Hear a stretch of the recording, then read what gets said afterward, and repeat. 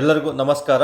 ಹಾಗೆ ಎಲ್ಲರಿಗೂ ಅಬ್ದಿ ಅಕಾಡೆಮಿಗೆ ಸ್ವಾಗತ ಸ್ನೇಹಿತರೆ. ನಾನು ನಿಮ್ಮ ಪುನೀತ್ ರಾಜ್. ಓಕೆ, ಇಂದಿನ ಒಂದು KE ಡಿಪಾರ್ಟ್ಮೆಂಟ್ನ ಟಾಪ್ 100 ಟಾಪಿಕನ್ನು ತೊಗೊಳ್ತಾ ಬರ್ತಾ ಇದ್ದೀವಿ. ಪ್ಲಸ್ ನಿಮ್ಗೆ ಆಲ್ರೆಡಿ ಹೇಳಿದ ಹಾಗೆ ಒಂದು KE ಡಿಪಾರ್ಟ್ಮೆಂಟ್ಗೆ ಯಾವೆಲ್ಲ ಪರೀಕ್ಷೆಗಳಲ್ಲಿ ಅತಿ ಹೆಚ್ಚಾಗಿ ಪ್ರಶ್ನೆಗಳನ್ನು ಕೇಳಿದ್ದಾರೆ, ಪ್ಲಸ್ ಅದೇ ಟಾಪಿಕ್ಗಳಲ್ಲಿ ವಿಭಿನ್ನ ರೀತಿಯಲ್ಲಿ ಮತ್ತೆ ನೆಕ್ಸ್ಟ್ ಯಾವ ರೀತಿ ಪ್ರಶ್ನೆಗಳನ್ನು ನಿಮಗೆ ಕೇಳ್ತಾರೆ ಅಂತ ತಿಳಿಸ್ಕೊಡೋದೆ ಈ KE ಸ್ಪೆಷಲ್ 100 ಟಾಪಿಕ್ಸ್ ಆಗಿರ್ತವೆ.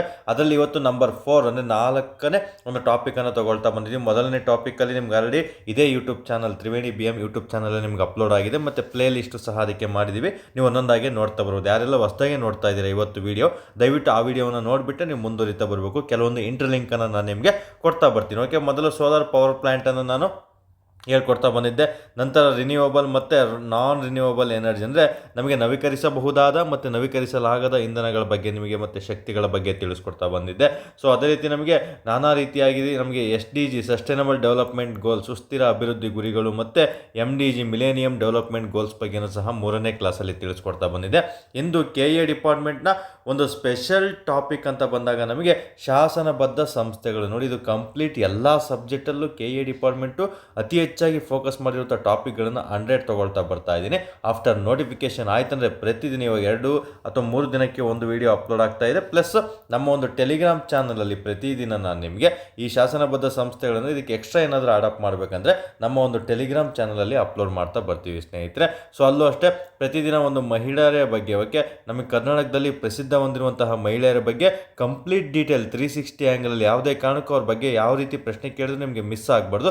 ಆ ರೀತಿ ನಮ್ಮ ಟೆಲಿಗ್ರಾಮ್ ಚಾನಲಲ್ಲಿ ಅಪ್ಲೋಡ್ ಮಾಡ್ತಾ ಬರ್ತೀವಿ. ಯಾಕಂದರೆ ಪ್ರತಿಯೊಂದನ್ನು ವೀಡಿಯೋ ಮಾಡ್ತಾ ಕೂತ್ಕೊಂಡ್ರೆ ಟೈಮ್ ತುಂಬ ಜಾಸ್ತಿ ಆಗುತ್ತೆ. ಸೊ ಆದಷ್ಟು ಬೇಗ KE ಡಿಪಾರ್ಟ್ಮೆಂಟ್ಗೆ ನೀವು ಎಷ್ಟು ಬೇಕು, ಎಷ್ಟು ಓದಿರಬೇಕು, ನೀವು ಓದಿರುವಂಥ ಪುಸ್ತಕ ಆಥರ್ವೈಸ್ ಬುಕ್ಸ್ ಜೊತೆ ನನ್ನ ಒಂದು ಎಕ್ಸ್ಟ್ರಾ ಅಂಶಗಳನ್ನು ಸೇರಿಸ್ಕೊಳ್ತಾ ಓದಲ್ಲಿ ಖಂಡಿತ ನಿಮಗೆ ಆದಷ್ಟು ಬೇಗ ಸಕ್ಸಸ್ ಸಿಗೋದಕ್ಕೆ ಕಾರಣ ಆಗ್ತದೆ ಸ್ನೇಹಿತರೆ. ಅದ್ರ ಬಗ್ಗೆ ಎರಡು ಮಾತಿಲ್ಲ. ಓಕೆ, ನಿಮ್ಗೆ ಏನು ಬೇಕು ಕಂಪ್ಲೀಟ್ ಮಾಹಿತಿಯನ್ನು ನಾನು ಕೊಡೋದಕ್ಕೆ ರೆಡಿಯಾಗಿರ್ತೀನಿ. ಅದನ್ನು ಪಾಲಿಸೋದಕ್ಕೆ ನೀವು ರೆಡಿಯಾಗಿದ್ದರೆ ಸಾಕಾಗಿರ್ತದೆ. ಓಕೆ, ಏನೇ ಎನ್ಕ್ವೈರಿ ಬೇಕಿದ್ರೂ ನೀವು ಈ ನಂಬರ್ಗೆ ಮೆಸೇಜ್ ಅಥವಾ ವಾಟ್ಸಪ್ಪಲ್ಲಿ ಮೆಸೇಜ್ ಅಥವಾ ಟೆಲಿಗ್ರಾಮ್ ಅಥವಾ ಡೈರೆಕ್ಟ್ ಕಾಲ್ ಮಾಡಿ ಸಹ ನೀವು ತಿಳ್ಕೊಳ್ತಾ ಬರ್ಬೋದು ಸ್ನೇಹಿತರೆ. ಓಕೆ, ಇಂದಿನ ಟಾಪಿಕ್ ಬಂದು ನಾವು ಶಾಸನಬದ್ಧ ಸಂಸ್ಥೆಗಳು ಅಂತ ಕರಿತಾ ಬರ್ತೀವಿ, ಸ್ಟ್ಯಾಟ್ಯುಟರಿ ಬಾಡೀಸ್ ಅಂತ ಕರಿತಾ ಬರ್ತೀವಿ. ಇದಂತೂ ತುಂಬ ಬಾರಿ ರಿಪೀಟ್ ಆಗಿರುವಂಥದ್ದು ಮತ್ತು ಕನ್ಫ್ಯೂಷನ್ ಮಾಡಿಸುವಂತಹ ಒಂದು ಟಾಪಿಕ್ ಆಗಿರ್ತದೆ.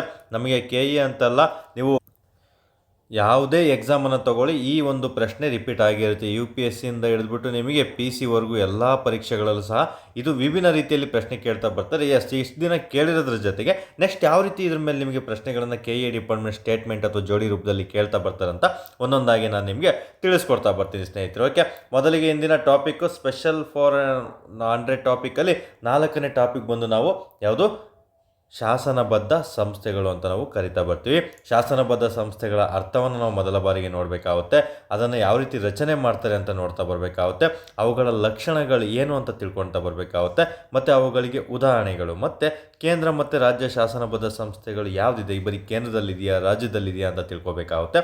ಮತ್ತು ಅದರಲ್ಲಿ ವಿಧಗಳು, ಈಗ ಸ್ಟ್ಯಾಟ್ಯುಟರಿ ಬಾಡೀಸ್ ಅಂದರೆ ಅದರಲ್ಲೂ ಕೆಲವೊಂದು ವಿಧಗಳು ಬರ್ತವೆ. ಅವೆಲ್ಲ ಯಾವ ವಿಧಗಳು ಅಂತ ನಾವು ನೋಡ್ತೀವಿ. ಇಷ್ಟು ಅಂಶಗಳನ್ನು ನೀವು ಓದಿದ್ದೇ ಆದಲ್ಲಿ ಇಲ್ಲಿ ಯಾವುದೇ ಕಾರಣಕ್ಕೂ ಮಿಸ್ ಆಗಲ್ಲ. ನೋಡಿ, ಇದು ನೋಡೋದಕ್ಕೆ ತುಂಬ ಸುಲಭ ಆಗುತ್ತೆ. ಯಾವುದು ಸಂವಿಧಾನಾತ್ಮಕ ಸಂಸ್ಥೆಗಳು, ಯಾವುದು ಶಾಸನಬದ್ಧ ಅಥವಾ ಸಂವಿಧಾನೇತರ ಸಂಸ್ಥೆಗಳು ಅಂತ ಈಸಿಯಾಗಿ ಓದಿರ್ತೀರ.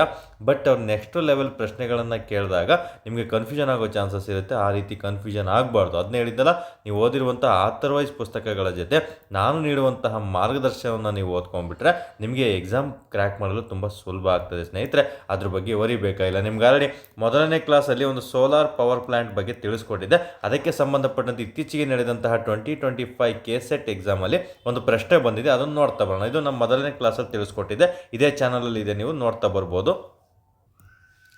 ಎಸ್, ಈಗ ಇಲ್ಲಿ ನೋಡ್ತಾ ಇದ್ದೀರಾ, ಕೆಲವೊಬ್ಬರಿಗೆ ಇದು ವಿಸಿಬಲ್ ಆಗೋದು ಸ್ವಲ್ಪ ಕಷ್ಟ ಆಗ್ಬೋದು, ಸ್ವಲ್ಪ ಅಡ್ಜಸ್ಟ್ ಮಾಡ್ಕೊಳ್ಳಿ. ಓಕೆ, ಈ ಥರ ಫಾರ್ಮೆಟ್ ಇದ್ದಾಗ ಇದೇ ರೀತಿಯೇ ನಾವು ಕೊಡಬೇಕಾಗುತ್ತೆ.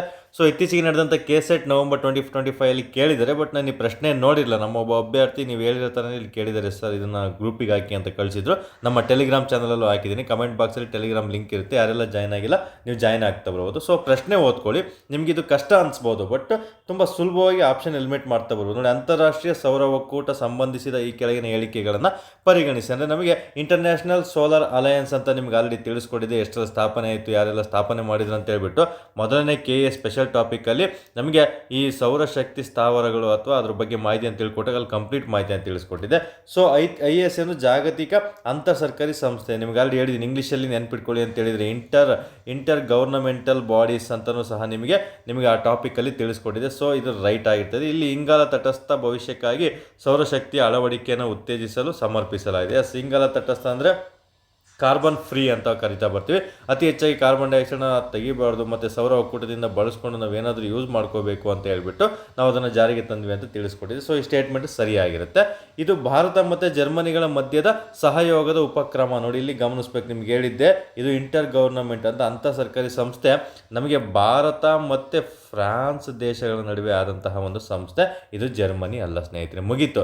ಇಲ್ಲಿ ಬಿ ಎಲಿಮಿನೇಟ್ ಆಯ್ತು ಅಂದರೆ ಇಲ್ಲಿ ನೋಡ್ತಾ ಬರಬೇಕು, ನೀವು ಮುಂದಕ್ಕೆ ಓದಲೇಬಾರ್ದು ಆಪ್ಷನ್ಗಳನ್ನ. ಇಲ್ಲಿ ಮೇಲಿನ ಎಲ್ಲವೂ ಕೊಟ್ಟಿದ್ದಾರೆ ರಾಂಗ್ ಆಗ್ತಾ ಬರುತ್ತೆ. ಸೊ ಬಿ ಕೊಟ್ಟಿದ್ದಾರೆ, ಇದನ್ನು ರಾಂಗ್ ಇರುತ್ತೆ. ಇಲ್ಲಿ ನಮ್ಗೆ ಯಾವುದೋ ಸರಿಯಾಗಿದೆ ಅಂತ ಪ್ರಶ್ನೆಯನ್ನು ಇಲ್ಲಿ ಕೇಳಲಾಗಿದೆ. ಸೊ ಇದನ್ನು ಸಹ ಬಿ ಕೊಟ್ಟಿದ್ದಾರೆ, ರಾಂಗ್ ಆಗಿರುತ್ತೆ. ಹಾಗಾದರೆ ಮೂರನ್ನು ಸಹ ಆಗಿಲ್ಲ ಅಂದರೆ ಇದಕ್ಕೆ ಉತ್ತರ ಎ ಮಾತ್ರ ಸರಿಯಾಗಿರುತ್ತೆ. 2 ಆಪ್ಷನ್ ನೀವು ಓದೋಂಥ ಅವಶ್ಯಕತೆನೇ ಇರೋದಿಲ್ಲ ಸ್ನೇಹಿತರೆ. ಈ ರೀತಿ ನೀವು ಗೆಸ್ ಮಾಡಬೇಕು. ಇದಕ್ಕೆ 4 ಸ್ಟೇಟ್ಮೆಂಟ್ ಕೊಟ್ಟಿದ್ರು ಸಹ ನೀವು ಜಸ್ಟ್ 20 ಸೆಕೆಂಡಲ್ಲಿ ಈ ಪ್ರಶ್ನೆಗೆ ಉತ್ತರವನ್ನು ನೀವು ನೀಡ್ತಾ ಬರ್ಬೋದು. ನೆಕ್ಸ್ಟ್ ಏನು ಕೇಳಿದಾನೆ ಇಲ್ಲಿ ಇದರ ಕೇಂದ್ರ ಕಚೇರಿ ಜರ್ಮನಿಯ ಬಾನ್ನಲ್ಲಿದೆ ಅಂತ ಹೇಳಿದರೆ 100% ರಾಂಗ್. ಇದು ನಮ್ಮ ಭಾರತದಲ್ಲಿ ಹರಿಯಾಣದ ಗುರುಗ್ರಾಮದಲ್ಲಿದೆ ಅಂತ ನಿಮಗೆ ತಿಳಿಸ್ಕೊಟ್ಟಿದೆ. ಸೊ ಹಾಗಾಗಿ ಇದಕ್ಕೆ ಸರಿ ಉತ್ತರ ನಮಗೆ ಗುರುಗ್ರಾಮ ಆಗಿರುತ್ತೆ. ಇಲ್ಲಿ ಇದೊಂದು ಸ್ವಲ್ಪ ಕನ್ಫ್ಯೂಷನ್ ಆಗುತ್ತೆ, ಬಟ್ ನೀವು ಓದಿರಬೇಕು. ಸಾರ್ಕ್ ರಾಷ್ಟ್ರಗಳು, ನಮಗೆ ಸಾರ್ಕ್ ಅಂತ ಬಂದಾಗ 8 ರಾಷ್ಟ್ರಗಳಿದ್ದಾವೆ. ಅದರಲ್ಲಿ ISA ಸದಸ್ಯತ್ವ ಎಲ್ಲನೂ ಪಡ್ಕೊಂಡಿದ್ದಾವೆ. ನೋ, ಯಾಕಂದರೆ ನಮ್ಮ ಪಕ್ಕದಲ್ಲಿರುವಂತಹ ಪಾಕಿಸ್ತಾನ, ಆಫ್ಘಾನಿಸ್ತಾನಗಳೇ ಇದರಲ್ಲಿ ಸದಸ್ಯತ್ವವನ್ನು ಪಡ್ಕೊಂಡಿಲ್ಲ ಸ್ನೇಹಿತರೆ. ಹಾಗಾಗಿ ಇದು ಇಂಪಾರ್ಟೆಂಟ್ ಆಗಿರ್ತದೆ. ಸೊ ಇಲ್ಲಿ ನಮಗೆ ಇದನ್ನು ಸಹ ರಾಂಗ್ ಆಗಿರ್ತದೆ. ಇಫ್ ಇನ್ ಕೇಸ್ ಅವ್ರು ಏನಾದರೂ ಬಿ ತೆಗೆದುಬಿಟ್ಟು ACD ಸರಿ ಅಂತ ಕೊಟ್ಟ ಕನ್ಫ್ಯೂಷನ್ ಆಗೋ ಚಾನ್ಸಸ್ ಇರುತ್ತೆ. ಸೊ ಅದಕ್ಕೂ ಸಹ ನೀವು ಪ್ರಿಪೇರ್ ಆಗಿರ್ಬೇಕಂದ್ರೆ ಸಾರ್ಕ್ ಕಂಟ್ರಿಗಳನ್ನು ಓದಿರಬೇಕು. ISAಲಿ ನಮ್ಮ ಸುತ್ತಮುತ್ತ ಅಂದರೆ ನಮ್ಮ ಒಂದು ನೆರೆಹೊರೆಯ ರಾಷ್ಟ್ರಗಳು ಯಾವೆಲ್ಲ, ಅದಕ್ಕೆ ನಿಮ್ಗೆ ಹೇಳ್ತೀನಿ ಯಾವಾಗಲೂ ಅಷ್ಟೇ, ಏನೇ ಟಾಪಿಕ್ ಬಂದು ಸಾರ್ಕ್, ಬಿಮ್ಸ್ಟಿಕ್ಕು, ನಿಮಗೆ ಬ್ರಿಕ್ಸ್ ಏನೇ ಬದಲು ನಮ್ಮ ನೆರೆಹೊರೆಯ ರಾಷ್ಟ್ರಗಳು ಯಾವೆಲ್ಲ ಇದ್ದಾವೆ ಅದರಲ್ಲಿ ಅಂತ ನೀವು ಕಡ್ಡಾಯವಾಗಿ ತಿಳ್ಕೊಂಡಿದ್ದೆ. ಅದರಲ್ಲಿ ಯಾವುದೇ ಒಂದು ಜಾಗತಿಕ ಸಂಸ್ಥೆ ಅಂತ ಬಂದಾಗ ನಮ್ಮ ಸರೌಂಡಿಂಗ್ ಇರುವಂಥ ರಾಷ್ಟ್ರಗಳು ಅದರಲ್ಲಿ ಭಾಗಿಯಾಗಿದೆ ಅಂತ ತಿಳ್ಕೊಂಡ್ಬಿಟ್ಟಿದ್ರೆ ಇಂಥ ಪ್ರಶ್ನೆಗಳಿಗೆ ತುಂಬ ಸುಲಭವಾಗಿ ನೀವು ಉತ್ತರಿಸ್ತಾ ಬರ್ಬೋದು ಸ್ನೇಹಿತರೆ. ಇಷ್ಟೇ ನೋಡಿ, ಈ ಪ್ರಶ್ನೆ ನೀವು ಆಪ್ಷನ್ ಬಿ ಎಲಿಮಿನೇಟ್ ಮಾಡಿಬಿಟ್ರೆ ನಿಮ್ಗೆ ಉತ್ತರ ಸಿಕ್ಬಿಡುತ್ತೆ. ಎಲ್ಲನೂ ಉತ್ತರ ಹುಡ್ಕೊಳ್ಳೋವಂಥ ಅವಶ್ಯಕತೆ ಇಲ್ಲ. ಕೆಲವೊಂದು ಎಲಿಮಿನೇಷನ್ ಮೆಥಡ್ ನಮಗೆ ತುಂಬಾ ಇಂಪಾರ್ಟೆಂಟ್ ಆಗುತ್ತೆ. ಇದೆಲ್ಲ UPSCಲಿ ಜಾಸ್ತಿ ವರ್ಕೌಟ್ ಆಗ್ತಾ ಇತ್ತು. ಇತ್ತೀಚೆಗೆ KA ಡಿಪಾರ್ಟ್ಮೆಂಟ್ ಪೇಪರನ್ನು ನೋಡ್ತಾ ಬಂದರೆ ಆಲ್ಮೋಸ್ಟ್ ಅವರನ್ನೇ ಪಾಲಿಸ್ತಾ ಇದ್ದಾರೆ. ಅದೇ ರೀತಿಯೇ ನೀವು ಪ್ರಿಪೇರ್ ಆಗಿದ್ದಲ್ಲಿ ಮಾತ್ರ ನೀವು ಸಕ್ಸಸ್ ಆಗ್ತೀರಿ. ನೀವು ಎಷ್ಟೇ ಬುಕ್ಸ್ ಓದ್ಕೊಳ್ಳಿ, ಎಷ್ಟೇ ಮ್ಯಾಜಿಕ್ ಯೂಸ್ ಮಾಡಿದ್ರು ಸಹ KA ಡಿಪಾರ್ಟ್ಮೆಂಟ್ ಪಾಸ್ ಆಗೋದು ಕಷ್ಟ. ಬಟ್ ನಿಮ್ಮ ಅನಾಲಿಸಿಸ್, ಅನಲೈಸಿಂಗ್ ಸ್ಕಿಲ್ ಅಂತೂ ತುಂಬಾ ಇಂಪಾರ್ಟೆಂಟ್. ಎಷ್ಟು ಅನಲೈಸ್ ಮಾಡ್ತೀರಾ, ಎಷ್ಟು ಓದಿದ್ದೀರಾ, ಯಾವ ಥರ ಆಪ್ಷನ್ ಎಲಿಮಿನೇಟ್ ಮಾಡ್ತೀರಾ, ಆಗಿದ್ದಲ್ಲಿ ಮಾತ್ರ ನಿಮಗೆ ಸಕ್ಸಸ್ ಸಿಗುತ್ತೆ. ಯಾಕಂದರೆ ತೆಗಿತೀರಾ 55ರಿಂದ 60 ಎಲ್ಲ ಸ್ಕೋರ್ ಮಾಡ್ತೀರಾ, ಬಟ್ ಎಲಿಜಿಬಿಲಿಟಿ ಸ್ಕೋರ್ ಆಗೋದಕ್ಕೆ ಇವೆಲ್ಲ ಅಂಶಗಳು ಸಹ ನಮಗೆ ಮ್ಯಾಟ್ರ್ ಆಗ್ತಾ ಬರ್ತವೆ ಸ್ನೇಹಿತರೆ. ತುಂಬ ಕೇರ್ಫುಲ್ಲಾಗಿ ನೀವು ಓದ್ಕೊಂಡಿರಬೇಕು. ಓಕೆ, ಇದು ಸಹ ಇದನ್ನು ಹೇಳ್ಬೇಕಂತೇಳಿ ನಾನು ಟೆಲಿಗ್ರಾಮಲ್ಲಿ ಅಪ್ಲೋಡ್ ಮಾಡಿದ್ದೆ. ಸೊ ಇಲ್ಲಿ ಅದಕ್ಕೆ ಆಪ್ಷನ್ನ ಎಲಿಮಿನೇಟ್ ಮಾಡೋದು ತೋರಿಸ್ತಾ. ಇದೇ ರೀತಿ ಬೇರೆ ಯಾವೆಲ್ಲ ನಾವು ಹೇಳುವಂಥ ಟಾಪಿಕಲ್ಲಿ ಪ್ರಶ್ನೆಗಳು ಬರ್ತವೆ, ಇದೇ ರೀತಿ ನಿಮಗೆ ಆಪ್ಷನ್ ಯಾವ ರೀತಿ ಎಲಿಮಿನೇಟ್ ಮಾಡಬೇಕಂತ ತಿಳಿಸ್ಕೊಡ್ತಾ ಬರ್ತೀನಿ. ನಮ್ಮ ಕ್ಲಾಸಸ್ ಸಹ ಅಷ್ಟೇ ನಿಮಗೆ ಅದೇ ರೀತಿಯೇ ನಾನು ಹೇಳ್ಕೊಡ್ತಾ ಇದ್ದೀನಿ. ಏನು ಓದಬೇಕು, ಹೇಗೆ ಪ್ರಶ್ನೆ ಕೇಳ್ತಾನೆ, ಯಾವ ರೀತಿ ಪ್ರಶ್ನೆ ಕೇಳಿದ್ರೆ ನೀವು ಯಾವ ರೀತಿ ಉತ್ತರಿಸ್ಬೇಕಂತಲೂ ಸಹ ಪ್ರತಿಯೊಂದು ತಿಳಿಸ್ಕೊಡ್ತಾ ಬರ್ತೀನಿ. ಸೊ ಹಾಗಾಗಿ ಇಲ್ಲಿ ನೆಕ್ಸ್ಟ್ ನಾವೀಗ ಸಂವಿಧಾನದ ಬಗ್ಗೆ, ನಮಗೆ ಶಾಸನಬದ್ಧ ಸಂಸ್ಥೆಗಳ ಬಗ್ಗೆ ಇವತ್ತು ತಿಳ್ಕೊಳ್ತಾ ಬರೋಣ. ಟಾಪಿಕ್ 4 ಇದಾಗಿರ್ತದೆ ಸ್ನೇಹಿತರೆ. ಹಾಗೆ ಅದಕ್ಕಿಂತ ಮುಂಚೆ ಏನಿದು ಶಾಸನಬದ್ಧ ಸಂಸ್ಥೆಗಳಂದರೆ ಏನು, ಅಥವಾ ಇದು ಸಂವಿಧಾನಿಕ ಸಂಸ್ಥೆಗೂ ಶಾಸನಾತ್ಮಕ ಸಂಸ್ಥೆಗೂ ಏನು ಡಿಫ್ರೆನ್ಸ್, ಅದ್ರ ಜೊತೆ ಇನ್ನೊಂದು ಕಾರ್ಯನಿರ್ವಾಹಕ ಸಂಸ್ಥೆ ಅಂತಲೂ ಸಹ ಬರುತ್ತೆ. ಸೊ ನೆನಪಲ್ಲಿ ಇಟ್ಕೋಬೇಕು. ಇಲ್ಲಿ ನಮಗೆ ಹೇಳಿದ ಹಾಗೆ ಒಂದು ಸಂವಿಧಾನಾತ್ಮಕ ಸಂಸ್ಥೆ ಅಂದರೆ ಕಾನ್ಸ್ಟಿಟ್ಯೂಷನಲ್ ಬಾಡೀಸ್ ಅಂತ ಕರಿತಾ ಬರ್ತೀವಿ. ಇದು ತುಂಬ ಸುಲಭ. ನಿಮ್ಮ ಸಂವಿಧಾನ ಬುಕ್ ಓದಬೇಕಾದ್ರೆ ನೀವು ಯಾರೆಲ್ಲ ಸಂವಿಧಾನ ಬುಕ್ ಓದ್ತಾ ಇದ್ದೀರಾ ಅಲ್ಲಿ ನಿಮಗೆ ಯಾವುದೆಲ್ಲ ಒಂದು ವಿಧಿಗಳಿರ್ತವೆ. ನಮಗೆ ಸಂವಿಧಾನದಲ್ಲಿ ವಿಧಿಗಳು, ಫಾರ್ ಎಕ್ಸಾಂಪಲ್ 76 ಅಟಾರ್ನಿ ಜನರಲ್ ಬಗ್ಗೆ ಅವ್ರು ತಿಳಿಸ್ಕೊಡುತ್ತೆ. ಇದು ಸಾಂವಿಧಾನಿಕ ಸಂಸ್ಥೆ ಆಗಿರುತ್ತೆ. CAG ನಮಗೆ 148 ವಿಧಿ ತಿಳಿಸ್ಕೊಡುತ್ತೆ. ಇದನ್ನು ಸಹ ಅಷ್ಟೇ ಸಾಂವಿಧಾನಿಕ ಸಂಸ್ಥೆ. ಇನ್ನು ಅಡ್ವೊಕೇಟ್ ಜನರಲ್ 165 ತಿಳಿಸ್ಕೊಡುತ್ತೆ. ಇದು ಸಹ ಸಾಂವಿಧಾನಿಕ ಸಂಸ್ಥೆ. ಇನ್ನು 280 ಹಣಕಾಸು ಆಯೋಗಕ್ಕೆ ವಿಧಿ ಇದೆ, ಅದನ್ನು ಸಹ ಸಾಂವಿಧಾನಿಕ ಸಂಸ್ಥೆ ಆಗಿರುತ್ತೆ. ಅಂದರೆ ಸಿಂಪಲ್ಲು, ನೀವು ಸಂವಿಧಾನ ಓದಬೇಕಾದ್ರೆ ನೆನ್ಪಿಟ್ಕೊಳ್ಳೇಬೇಕು. ನೆನ್ಪಿಟ್ಕೊಂಡಿಲ್ಲ ಅಂದರೆ ಈ ಟಾಪಿಕ್ನ ಯಾರು ಆನ್ಸರ್ ಮಾಡೋದಕ್ಕೆ ಸಾಧ್ಯ ಇಲ್ಲ. ಯಾಕಂದರೆ ಇವೆಲ್ಲ CAG, ಅಟಾರ್ನಿ ಜನರಲ್ ಎಲ್ಲ ತುಂಬ ಇಂಪಾರ್ಟೆಂಟು, ಗೊತ್ತಿರುವಂಥದ್ದು. ಅವ್ರು ಇಫ್ ಇನ್ ಕೇಸು ಯಾವುದಾದ್ರೂ ಒಂದು ಆರ್ಟಿಕಲ್ ಇರೋದಾದರೆ, ಫಾರ್ ಎಕ್ಸಾಂಪಲ್ 262, 263 ಆರ್ಟಿಕಲ್ ನಮಗೆ ನದಿ ಮತ್ತು ಅಂತರ್ಜಲ ವಿವಾದದ ಬಗ್ಗೆ ಮತ್ತು ಅದ್ರ ಬಗ್ಗೆ ಎಲ್ಲ ಬರ್ತೀವಿ, ಅಂತರ್ರಾಜ್ಯಗಳ ಸಂಬಂಧಗಳ ಬಗ್ಗೆ ಎಲ್ಲ ಬರುತ್ತೆ. ಸೊ ಅಲ್ಲಿದ್ದಾಗ ಈ ಥರ ಕೇಳಿದ್ರೆ ಕನ್ಫ್ಯೂಷನ್ ಆಗೋ ಚಾನ್ಸಸ್ ಇರುತ್ತೆ. ಇವೆಲ್ಲ ಸಾಂವಿಧಾನಿಕ ಸಂಸ್ಥೆಗಳಾಗಿರ್ತವೆ ಸ್ನೇಹಿತರೆ. ಯಾವುದಕ್ಕೆ ಒಂದು ವಿಧಿಗಳು ಸಂವಿಧಾನದಲ್ಲಿ ಇರುತ್ತೋ ಅವನ್ನೆಲ್ಲ ಸಾಂವಿಧಾನಿಕ ಸಂಸ್ಥೆ, ಅಂದರೆ ಸಂವಿಧಾನ ಸಂವಿಧಾನದಲ್ಲಿ ಉಲ್ಲೇಖಿಸಲಾಗಿರುವಂತಹ ಅಂಶಗಳನ್ನು ಸಾಂವಿಧಾನಿಕ ಸಂಸ್ಥೆಗಳಂತ ಕರೀತಾನೆ. ಎಕ್ಸಾಂಪಲ್ ಕೇಳ್ತಾನೆ, ಈ ಕೆಳಗಿನವುಗಳಲ್ಲಿ ಯಾವುದು ಸಾಂವಿಧಾನಿಕ ಸಂಸ್ಥೆಗೆ ಉದಾಹರಣೆ ಆಗಿದೆ ಅಥವಾ ಉದಾಹರಣೆ ಆಗಿಲ್ಲ ಅಂತ ಕೊಟ್ಟು ಒಂದು ಆಪ್ಷನ್ ಕೊಟ್ಟು ಬೇರೆ ಯಾವುದಾದ್ರೂ ಒಂದು ಅಲ್ಲದ್ದು ಕೊಡ್ತಾನೆ, ಅದನ್ನು ಚೂಸ್ ಮಾಡಬೇಕಾಗುತ್ತೆ. ಒಂದು ನೆಕ್ಸ್ಟ್ ಎರಡನೇ ಪ್ರಶ್ನೆ ಯಾವ ರೀತಿ ಇರುತ್ತೆ ಅಂತ ಕೇಳಿದರೆ, ಶಾಸನಬದ್ಧ ಸಂಸ್ಥೆಗಳು. ಏನಿದು ಶಾಸನಬದ್ಧ ಸಂಸ್ಥೆಗಳಂತ ಬಂದಾಗ ನಮಗೆ ಸ್ಟ್ಯಾಟ್ಯುಟರಿ ಬಾಡೀಸ್, ಇವತ್ತಿನ ಟಾಪಿಕ್ಕು ಇದಾಗಿರುತ್ತೆ. ಯಾಕಂದರೆ ಇದನ್ನು ಎಲ್ಲರೂ ಸಹ ನೀವು ಆನ್ಸರ್ ಮಾಡ್ತೀರಾ, ಈಸಿಯಾಗಿ ಗೊತ್ತಿರುತ್ತೆ, ಸಂವಿಧಾನ ಓದಿರ್ತೀರಾ, ಆನ್ಸರ್ ಮಾಡ್ತೀರಾ. ಬಟ್ ಕನ್ಫ್ಯೂಷನ್ ಆಗೋದು ಶಾಸನಬದ್ಧ ಸಂಸ್ಥೆಗಳು, ಕಾರ್ಯನಿರ್ವಾಹಕ ಸಂಸ್ಥೆಗಳು. ಹಾಗಾಗಿ ಇವತ್ತಿನ ಟಾಪಿಕ್ ನಾನು ಶಾಸನಬದ್ಧ ಸಂಸ್ಥೆ ತೊಗೊಂಡಿದ್ದೀನಿ. ಮುಂದಿನ ದಿನಗಳಲ್ಲಿ ಸಾಂವಿಧಾನಿಕ ಸಂಸ್ಥೆ ತೊಗೊತೀನಿ. ತುಂಬ ಈಸಿ ಟಾಪಿಕ್ಕು, ಲಾಸ್ಟಲ್ಲಿ ತೊಗೊಳ್ತಾ ಬರ್ತೀನಿ. ಫಸ್ಟು ಕಷ್ಟ ಇರೋದನ್ನ ಅರ್ಥ ಮಾಡಿಸೋದಕ್ಕೆ ಟ್ರೈ ಮಾಡ್ತೀನಿ ಸ್ನೇಹಿತರೆ. ಓಕೆ, ಈ ಶಾಸನಬದ್ಧ ಸಂಸ್ಥೆಗಳನ್ನು ಯಾವ ರೀತಿ ರೂಪಾಂತರ ಮಾಡ್ತಾರೆ ಅಂದರೆ, ಕ್ರಿಯೇಟೆಡ್ ಬೈ ದಿ ಆ್ಯಕ್ಟ್, ಅಂದರೆ ಕಾಯ್ದೆಯ ಮೂಲಕ ನಿಮಗೆ ರಚನೆ ಮಾಡ್ತಾರೆ. ಒಂದು ಸಂಸತ್ತು, ನಮಗೆ ಕೇಂದ್ರದಲ್ಲಿ ಸಂಸತ್ತು, ರಾಜ್ಯದಲ್ಲಿ ರಾಜ್ಯ ಶಾಸಕಾಂಗಗಳಂತ ಬಂದಾಗ ನಮಗೆ ಒಂದು ವಿಧಾನಸಭೆ ಆಗಿರ್ಬೋದು ಅಥವಾ ವಿಧಾನ ಪರಿಷತ್, ಅಂದರೆ ನಮಗೆ ರಾಜ್ಯ ಶಾಸಕಾಂಗ ಅಂತ ಏನು ಕರಿತೀವಿ ಇದು, ಅಥವಾ ಸಂಸತ್ತು. ಕೇಂದ್ರದಲ್ಲಿ ಅಂದರೆ ಸಂಸತ್ತು, ರಾಜ್ಯದಲ್ಲಿ ರಾಜ್ಯ ಶಾಸಕಾಂಗಗಳು. ಅವರು ಒಂದು ಕಾಯ್ದೆ, ಒಂದು ಏನಾದರೂ ಒಂದು ಆ್ಯಕ್ಟ್ ಮೂಲಕ ಮಾಡೋದ್ರ ಮೂಲಕ ಇವುಗಳನ್ನು ರಚನೆ ಮಾಡ್ತಾರೆ. ಹಾಗಾಗಿ ಇವು ಸಂವಿಧಾನಿಕ ಸಂಸ್ಥೆಗಳು. ಯಾವುದೇ ಥರ ವಿಧಿಗಳು ಇದಕ್ಕೆ ಇರೋದಿಲ್ಲ ಸ್ನೇಹಿತರೆ, ಅದನ್ನು ನೆನಪಿಟ್ಕೊಂಡಿರಬೇಕಾಗುತ್ತೆ. ಇನ್ನು ಕಾರ್ಯನಿರ್ವಾಹಕ ಸಂಸ್ಥೆಗಳು ಸರ್ಕಾರದ ನಿರ್ಣಯದ ಮೂಲಕ ಇವುಗಳನ್ನು ರಚಿಸಲಾಗುತ್ತೆ. Just created by the government resolution. ನಮಗೆ ಒಂದು ನಿರ್ಣಾಯಕ, ಅಂದರೆ ಸರ್ಕಾರವು ಇದರ ಬಗ್ಗೆ ನಿರ್ಣಾಯಕವನ್ನು ತಾಂಡು ರಚನೆ ಮಾಡುವಂಥದಕ್ಕೆ ನಾವು ಎಕ್ಸಿಕ್ಯೂಟಿವ್ ಬಾಡಿ, ಅಂದರೆ ಕಾರ್ಯನಿರ್ವಾಹಕ ಸಂಸ್ಥೆಗಳು ಅಂತ ಕರಿತಾ ಬರ್ತೀವಿ ಸ್ನೇಹಿತರೆ. ತುಂಬ ಸಿಂಪಲ್, ದೊಡ್ಡದಾಗಿ ಡೆಫಿನೇಷನ್ ಎಲ್ಲ ಓದಬಾರ್ದು. ಇಷ್ಟು ಟ್ರಿಕ್ಕಿಯಾಗಿ ನೀವು ಬರೆದಿಟ್ಕೊಂಡ್ಬಿಟ್ರೆ ನಿಮಗೆ ರಿವಿಷನ್ ಮಾಡೋದಕ್ಕೆ ತುಂಬ ಸುಲಭ ಆಗುತ್ತೆ. ಜಸ್ಟ್ ಇಲ್ಲಿ ಕಾಯ್ದೆ, ಇಲ್ಲಿ ನಿರ್ಣಯ, ಇಲ್ಲಿ ಸಂವಿಧಾನ ಅಂತ ತಿಳ್ಕೊಂಡ್ಬಿಟ್ರೆ ನಿಮ್ಗೆ ಯಾವುದೇ ಥರ ಎಕ್ಸಾಮಲ್ಲಿ ಕನ್ಫ್ಯೂಷನ್ ಆಗಲ್ಲ. ನೀವು ಯಾವ ರೀತಿ ಬೇಕಾದ್ರೂ ಇದನ್ನು ರಿವಿಷನ್ ಮಾಡ್ಕೊಳ್ತಾ ಹೋಗ್ಬೋದು ಸ್ನೇಹಿತರೆ. ಹಾಗಾಗಿ ಈಗ ಶಾಸನಬದ್ಧ ಸಂಸ್ಥೆ ಬಗ್ಗೆ ಸಂಪೂರ್ಣ ಮಾಹಿತಿಯನ್ನು ನೋಡ್ತಾ ಬರೋಣ. ಸೊ ಯಾರೆಲ್ಲ ನಮ್ಮ ಟೆಲಿಗ್ರಾಮ್ ಚಾನಲ್ಗೆ ಜಾಯ್ನ್ ಆಗಿಲ್ಲ, ದಯವಿಟ್ಟು ಒಂದು ಕಮೆಂಟ್ ಬಾಕ್ಸಲ್ಲಿ ಕಮೆಂಟಲ್ಲಿ ನಿಮಗೆ ಲಿಂಕನ್ನು ಕಳಿಸಿರ್ತೀನಿ, ಅದ್ರ ಮೂಲಕ ಜಾಯ್ನ್ ಆಗ್ತಾ ಬರ್ಬೋದು. ಅಥವಾ ಈ ನಂಬರ್ಗೆ ಲಿಂಕ್ ಕಳಿಸಿ ಅಂತ ಮೆಸೇಜ್ ಹಾಕಿದ್ರು ಸಹ ತಿಳಿಸ್ಕೊಡ್ತಾ ಬರ್ತೀನಿ ಸ್ನೇಹಿತರೆ. ನಿಮ್ಗೆ ಏನೇ ಕ್ಲಾಸಸ್ ಇಷ್ಟ ಆದರೂ ದಯವಿಟ್ಟು ಕಮೆಂಟ್ ಮಾಡೋದ್ರ ಮೂಲಕ ನಮಗೆ ಪ್ರೋತ್ಸಾಹವನ್ನು ನೀವು ನೀಡ್ತಾ ಬರಬೇಕಾಗುತ್ತೆ. ನಿಮ್ಮ ಪ್ರೋತ್ಸಾಹ ನಮ್ಮ ಮುಂದಿನ ಹೆಜ್ಜೆಗೆ ಒಂದು ಸ್ಫೂರ್ತಿಯಾಗಿರುತ್ತೆ. ಸೊ ಇಲ್ಲಿ ಇದರ ಅರ್ಥ ನಮಗೆ ಡೆಫಿನೇಷನನ್ನು ನೋಡ್ತಾ ಬರಬೇಕಾಗುತ್ತೆ.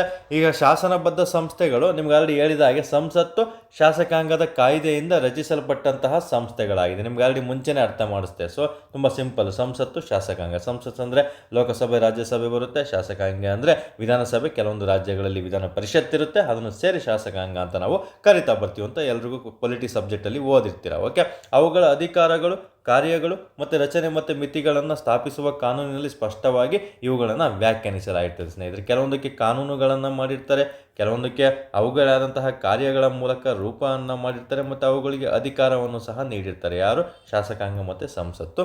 ಸೊ ಸಿಂಪಲ್ಲು, ಸಂಸತ್ತು, ಶಾಸಕಾಂಗ, ಕಾಯ್ದೆಗಳು ಅಂತ ನೆನ್ಪಿಟ್ಕೊಂಡ್ರೆ ಅಷ್ಟು ಸಾಕಾಗಿರ್ತದೆ.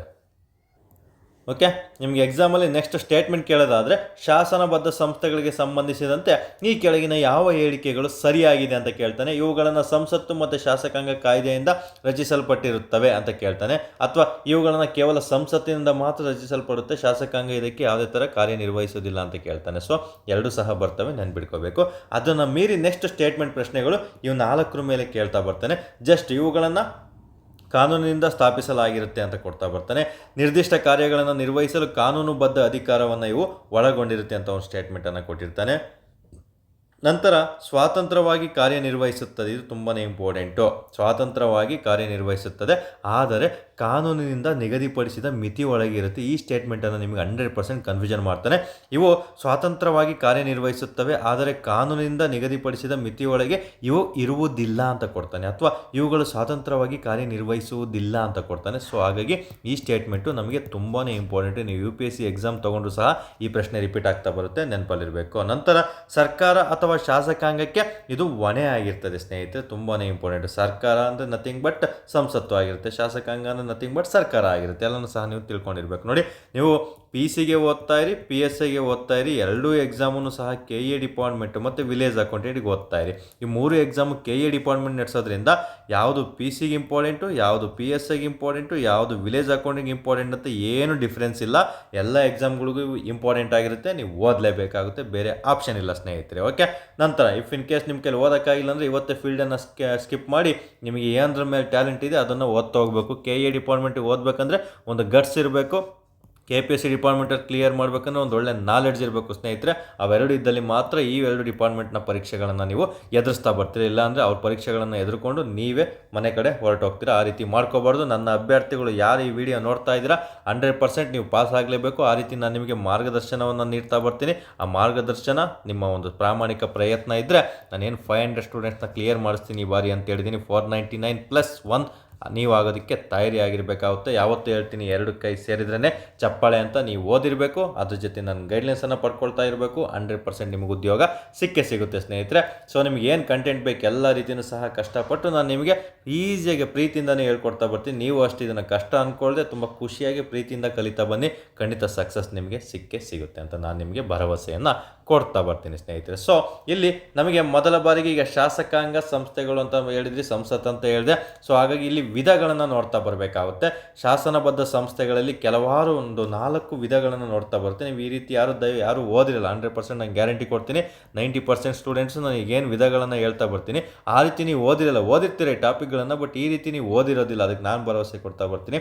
ಬಟ್ ನಾನು ಹೇಳೋ ರೀತಿ ಓದ್ಕೊಳ್ತಾ ಬನ್ನಿ, ನಿಮಗೆ ಯಾವುದೇ ಥರ ಎಕ್ಸಾಮಲ್ಲಿ ಕನ್ಫ್ಯೂಷನ್ ಆಗಲ್ಲ ಸ್ನೇಹಿತರೆ. ಸೊ ಮೊದಲನೇ ವಿಧ ಬಂದು ನಮಗೆ ಪ್ರಮುಖ ಕೇಂದ್ರ ಶಾಸನಬದ್ಧ ಸಂಸ್ಥೆಗಳು. ಶಾಸನಬದ್ಧ ಸಂಸ್ಥೆಗಳಲ್ಲೇ ನಮಗೆ ಈ ಕೇಂದ್ರ ಶಾಸನಬದ್ಧ ಸಂಸ್ಥೆಗಳು ಅಂತ ಬರ್ತವೆ. ಅಂದರೆ ಸೆಂಟ್ರಲ್ ಸ್ಟ್ಯಾಟ್ಯುಟರಿ ಬಾಡೀಸ್ ಅಂತ ನಾವು ಕರಿತಾ ಬರ್ತೀವಿ. ಕೆಲವೊಂದು ನೀವು ಇಂಗ್ಲೀಷಲ್ಲೇ ಬರೆದಿಟ್ಕೊಳ್ಳಿ, ಯಾಕಂದರೆ ಇಲ್ಲಿ ಫುಲ್ ಫಾರ್ಮ್ಗಳು ಇಂಪಾರ್ಟೆಂಟ್ ಆಗಿರುತ್ತೆ. ನೀವು ಕನ್ನಡದಾಗ ಓದ್ಕೊಬೇಡಿ. ಫುಲ್ ಫಾರ್ಮ್ಗಳು ಕೇಳಿದಾಗ ನಮಗೆ ಆಲ್ಮೋಸ್ಟ್ ಅವ್ರು ಇಂಗ್ಲೀಷಲ್ಲೇ ಕೊಡ್ತಾ ಬರ್ತಾರೆ ಸ್ನೇಹಿತರೆ. ಸೊ ಇಲ್ಲಿ ಕೇಂದ್ರ ಶಾಸನಬದ್ಧ ಸಂಸ್ಥೆಗಳಂತ ಬಂದ ಮೊದಲನೇದಾಗಿ ನ್ಯಾಷನಲ್ ಹ್ಯೂಮನ್ ರೈಟ್ಸ್ ಕಮಿಷನ್. ನೋಡಿ, ಇದು ಸಾಂವಿಧಾನಿಕ ಸಂಸ್ಥೆನ ಅಲ್ಲ. ನಮಗೆ ಸಂವಿಧಾನ ಬುಕ್ ನೀವು ಓದಿದಾಗ ವಿಧಿಗಳಲ್ಲಿ ನಮಗೆ ನ್ಯಾಷನಲ್ ಹ್ಯೂಮನ್ ರೈಟ್ಸ್ ಕಮಿಷನ್ ಬರಲ್ಲ. ಇದಕ್ಕೆ ಯಾವುದೇ ಥರ ವಿಧಿ ಇಲ್ಲ. ಹಾಗಾಗಿ ಇದು ಶಾಸನಬದ್ಧ ಸಂಸ್ಥೆಗೆ ಉದಾಹರಣೆ ಆಗಿರುತ್ತೆ.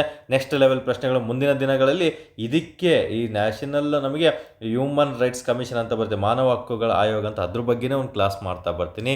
ಮತ್ತು ವುಮೆನ್ ಕಮಿಷನ್ ಅಂತ ಬರ್ತೀವಿ, ಇದಕ್ಕೆ ಒಂದು ಕ್ಲಾಸಸನ್ನು ಮಾಡ್ತಾ ಬರ್ತೀನಿ. ಯಾಕೆಂದರೆ ಇವುಗಳ ಮೇಲೆ KE ಡಿಪಾರ್ಟ್ಮೆಂಟ್ ತುಂಬ ಡೆಪ್ತಾಗಿ ಸ್ಟೇಟ್ಮೆಂಟ್ ವೈಸ್ ಪ್ರಶ್ನೆ ಕೇಳ್ತಾ ಬರ್ತಾನೆ. ಇವತ್ತು ಜಸ್ಟ್ ಶಾಸನಬದ್ಧ ಸಂಸ್ಥೆಗಳಂದರೆ ಏನು, ಅವುಗಳಿಗೆ ಉದಾಹರಣೆ ಏನು ಅಂತ ತಿಳ್ಕೊಳ್ತಾ ಬನ್ನಿ. ಮುಂದಿನ ದಿನಗಳಲ್ಲಿ ಒಂದೆಲ್ಲ ಕಂಪ್ಲೀಟಾಗಿ ಎಕ್ಸ್ಪ್ಲೈನ್ ಮಾಡ್ತಾ ಬರ್ತೀನಿ ಒಂದೊಂದಾಗಿ. ಓಕೆ, ಇದನ್ನು ಯಾವ ಕಾಯ್ದೆ ಮೂಲಕ ಜಾರಿಗೆ ತಂದರು ಅಂದರೆ protection of human rights act 1993 ಮೂಲಕ ಇವುಗಳನ್ನು ಜಾರಿಗೆ ತರಲಾಯಿತು ಸ್ನೇಹಿತರೆ. ನೆನ್ಪಿಟ್ಕೋಬೇಕಾಗುತ್ತೆ. ಮಾನವ ಹಕ್ಕುಗಳ ಸಂರಕ್ಷಣೆ ಕಾಯ್ದೆ ಮೂಲಕ 1990 ಮೂಲಕ ಇದನ್ನು ಜಾರಿಗೆ ತರಲಾಯಿತು ಅಂತ ನೆನಪಲ್ಲಿರಬೇಕಾಗುತ್ತೆ. ನಂತರ ಎರಡನೇದು ನ್ಯಾಷನಲ್ ಕಮಿಷನ್ ಫಾರ್ ವುಮೆನ್. ನೋಡಿ, ಇದು ಸೆಂಟ್ರಲ್ ಶಾಸನಬದ್ಧ ಸಂಸ್ಥೆ. ಅದೇ ರೀತಿ ಇಲ್ಲಿ ನ್ಯಾಷನಲ್ ತೆಗೆದುಬಿಟ್ಟು ಸ್ಟೇಟ್ ಅಂತ ಆಗ್ಬಿಟ್ರೆ ರಾಜ್ಯ ಮಾನವ ಹಕ್ಕುಗಳ ಆಯೋಗ, ಇದು ರಾಜ್ಯ ಶಾಸನಬದ್ಧ ಸಂಸ್ಥೆ ಅಂತ ನೀವೇ ಗೆಸ್ ಮಾಡ್ಕೋಬೇಕು. ನಾನು ಹೇಳೋದನ್ನ ಕೆಲವೊಂದು ನಾನು ಮಿಸ್ ಮಾಡಿರ್ಬೋದು. ಆವಾಗ ನಿಮಗೆ ಇದನ್ನು ಗೆಸ್ ಮಾಡಬೇಕಂದ್ರೆ ನಿಮ್ಮ ಒಂದು ತಲೆಯನ್ನು ನೀವು ಉಪಯೋಗಿಸಬೇಕಾಗುತ್ತೆ ಸ್ನೇಹಿತರೆ. ಹೇಳಿದ್ನಲ್ಲ, 2 ಕೈ ಸೇರಿದ್ರೇ ಚಪ್ಪಾಳೆ.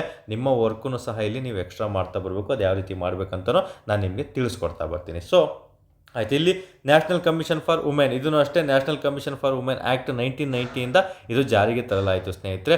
ಕಾಯ್ದೆ ತುಂಬ ಇಂಪಾರ್ಟೆಂಟು, ನೆನಪಿಟ್ಕೊಳ್ಳಿ. ಜಾರಿಗೆ ಬಂದಂಥ ವರ್ಷ, ಕಾಯ್ದೆಗಳವೆಲ್ಲ ಸಪ್ರೇಟಾಗಿ ಇದ್ರ ಬಗ್ಗೆ ಎಕ್ಸ್ಪ್ಲೇನ್ ಮಾಡ್ಬೇಕಾದ್ರೆ ಹೇಳ್ತಾ ಬರ್ತೀನಿ. ಜಸ್ಟ್ ಇವು ಉದಾಹರಣೆಗಳನ್ನು ವಿಧಗಳನ್ನು ಬರೆದಿಟ್ಕೊಂಡಿದ್ರೆ ಸಾಕಾಗಿರ್ತದೆ. ಹಂತವಾಗಿ ನಿಮಗೆ ಎಲ್ಲನೂ ಸಹ ಗ್ರಿಪ್ ಕೊಡಿಸ್ತಾ ಬರ್ತೀನಿ ಸ್ನೇಹಿತರೆ. ಸೊ ಇಲ್ಲಿ ಕೇಳ್ತಾನೆ NHRC ಫುಲ್ ಫಾರ್ಮು ಸಹ ಒಂದು ವರ್ಡಲ್ಲಿ ಕೇಳ್ತಾನೆ, NCW ಫುಲ್ ಫಾರ್ಮು ಸಹ ಒಂದು ವರ್ಡಲ್ಲಿ ಕೇಳ್ತಾ ಬರ್ತಾನೆ. ಇದೇ ರೀತಿ ರಾಜ್ಯ ಮಹಿಳಾ ಆಯೋಗ ಅಂತ ಬರುತ್ತೆ, ಅದು ನಮಗೆ ರಾಜ್ಯ ಶಾಸನಬದ್ಧ ಸಂಸ್ಥೆಗೆ ಉದಾಹರಣೆ ಆಗಿರುತ್ತೆ, ನೆನ್ಪಿಟ್ಕೋಬೇಕಾಗುತ್ತೆ. ನಂತರ ಸೆಂಟ್ರಲ್ ಇನ್ಫಾರ್ಮೇಷನ್ ಕಮಿಷನ್ CIC, ಎಲ್ಲರೂ ಓದಿರ್ತೀರ. Right to information act 2005. Right to information act ಯಾವ ಜಾರಿಗೆ ಬಂತು ಅಂತ ಕೇಳ್ತಾನೆ, 2005. ಇದನ್ನೇ ಸೆಂಟ್ರಲ್ ಇನ್ಫಾರ್ಮೇಷನ್ ಕಮಿಷನ್ ಅಂತಲೂ ಸಹ ಕರೀತಾರೆ. CIC ಫುಲ್ ಫಾರ್ಮ್ ಏನು ಅಂತ ಕೇಳ್ತಾ ಬರ್ತಾನೆ. ಇದು ಕೇಂದ್ರ ಶಾಸನಬದ್ಧ ಸಂಸ್ಥೆಗೆ ಉದಾಹರಣೆ. ನಂತರ ನಮಗೆ ನ್ಯಾಷನಲ್ ಗ್ರೀನ್ ಟ್ರಿಬ್ಯುನಲ್ NGT ಅಂತ ಬರುತ್ತೆ. ಓಕೆ, NGT ಕೇಳಿದ್ದಾನೆ, ನ್ಯಾಷನಲ್ ಗ್ರೀನ್ ಟ್ರಿಬ್ಯುನಲ್ 2010, ಇದು ಶಾಸನಬದ್ಧ ಸಂಸ್ಥೆಗೆ ಉದಾಹರಣೆ. ನಂತರ ಸೆಂಟ್ರಲ್ ವಿಜಿಲೆನ್ಸ್ ಕಮಿಷನ್ CVC ಅಂತ ಬರುತ್ತೆ, ಇದನ್ನು ಸಹ CVC 2003 ಆ್ಯಕ್ಟ್ ಮೂಲಕ ಇದನ್ನು ಜಾರಿಗೆ ತರಲಾಗಿರುತ್ತೆ. ನಂತರ ಬರೋದು ನಮಗೆ ಲೋಕ್ಪಾಲ್ ಮತ್ತು ನಮಗೆ ಲೋಕಾಯುಕ್ತ ಆ್ಯಕ್ಟ್ ಅಂತ 2003 ಬರುತ್ತೆ. ಇದು ವೆರಿ ವೆರಿ ಇಂಪಾರ್ಟೆಂಟ್ ಆಗಿರುವಂಥದ್ದಾಗಿರ್ತದೆ. ಹಾಗಾಗಿ ಆಗ್ತೀನಿ, ಇತ್ತೀಚೆಗೆ ಭಾರಿ ಪೇಪರಲ್ಲಿ ಸುದ್ದಿಯಲ್ಲಿ ಬರುವಂಥ ಅಂಶ. ಲೋಕ್ಪಾಲ್ ಅಂತ ಬಂದಾಗ ನಮಗೆ ರಾಜ್ಯದಲ್ಲಿ ಒಂದು ಭ್ರಷ್ಟಾಚಾರಕ್ಕೆ ಸಂಬಂಧಪಟ್ಟಂತೆ ಇದಾಗಿರುತ್ತೆ. ಇದು ಕೇಂದ್ರದಲ್ಲಿ ಲೋಕಪಾಲ್ ಇರುತ್ತೆ, ರಾಜ್ಯದಲ್ಲಿ ಲೋಕಾಯುಕ್ತಗಳಿರುತ್ತೆ. ಇದ್ರ ಬಗ್ಗೆಯೂ ಸಹ ಒಂದು ಕ್ಲಾಸಸ್ಸನ್ನು ಮಾಡ್ತಾ ಬರ್ತೀನಿ, ಅದನ್ನು ಸಹ ನೀವು ಓದ್ಕೊಳ್ತಾ ಬರಬೇಕಾಗುತ್ತೆ ಸ್ನೇಹಿತರೆ. ನಂತರ ಇವು ಎಲ್ಲ ಯಾವ ರೀತಿ ಇವು ಕೇಂದ್ರ ಶಾಸನಬದ್ಧ ಸಂಸ್ಥೆಗಳಿಗೆ ಉದಾಹರಣೆ ಆಗಿರುತ್ತೆ. ಇಷ್ಟೇ ಸರ್, ಇನ್ನೂ ತುಂಬ ಇದೆ. ಅವುಗಳನ್ನು ವಿಧ ವಿಧವಾಗಿ ವಿಂಗಡಿಸ್ತಾ ಬಂದಿದ್ದೀನಿ. ಅದರಲ್ಲಿ ನಾವು ಈಗ 2ನೇ ವಿಧ ನೋಡ್ತಾ ಬರೋಣ. ಇವನು ಸಹ ಶಾಸನಬದ್ಧ ಸಂಸ್ಥೆಗಳೇ, ಬಟ್ ಇವು ಫಿನಾನ್ಷಿಯಲ್ ಆ್ಯಂಡ್ ರೆಗ್ಯುಲೇಟರಿ, ಅಂದರೆ ಹಣಕಾಸು ಮತ್ತು ನಿಯಂತ್ರಕ ಶಾಸನಬದ್ಧ ಸಂಸ್ಥೆಗಳು. ನಿಮಗೆ ಎಕ್ಸಾಮಲ್ಲಿ ಈ ಕೆಳಗಿನವುಗಳಲ್ಲಿ ಯಾವುದು ಶಾಸನಬದ್ಧ ಸಂಸ್ಥೆಗಳಂತ ಕೇಳುವಂಥ ಪ್ರಶ್ನೆ ಕಾಮನ್ನು.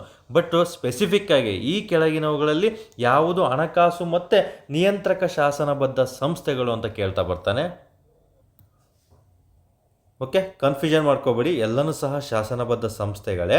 ನಿಮಗೆ ಎಕ್ಸಾಮಲ್ಲಿ ಸಿಂಪಲಾಗಿ ಕೇಳ್ತಾನೆ ಶಾಸನಬದ್ಧ ಸಂಸ್ಥೆ ಯಾವುದು ಅಂತ, ನೀವು ಈಸಿಯಾಗಿ ಚೂಸ್ ಮಾಡ್ತಾ ಬರ್ಬೋದು.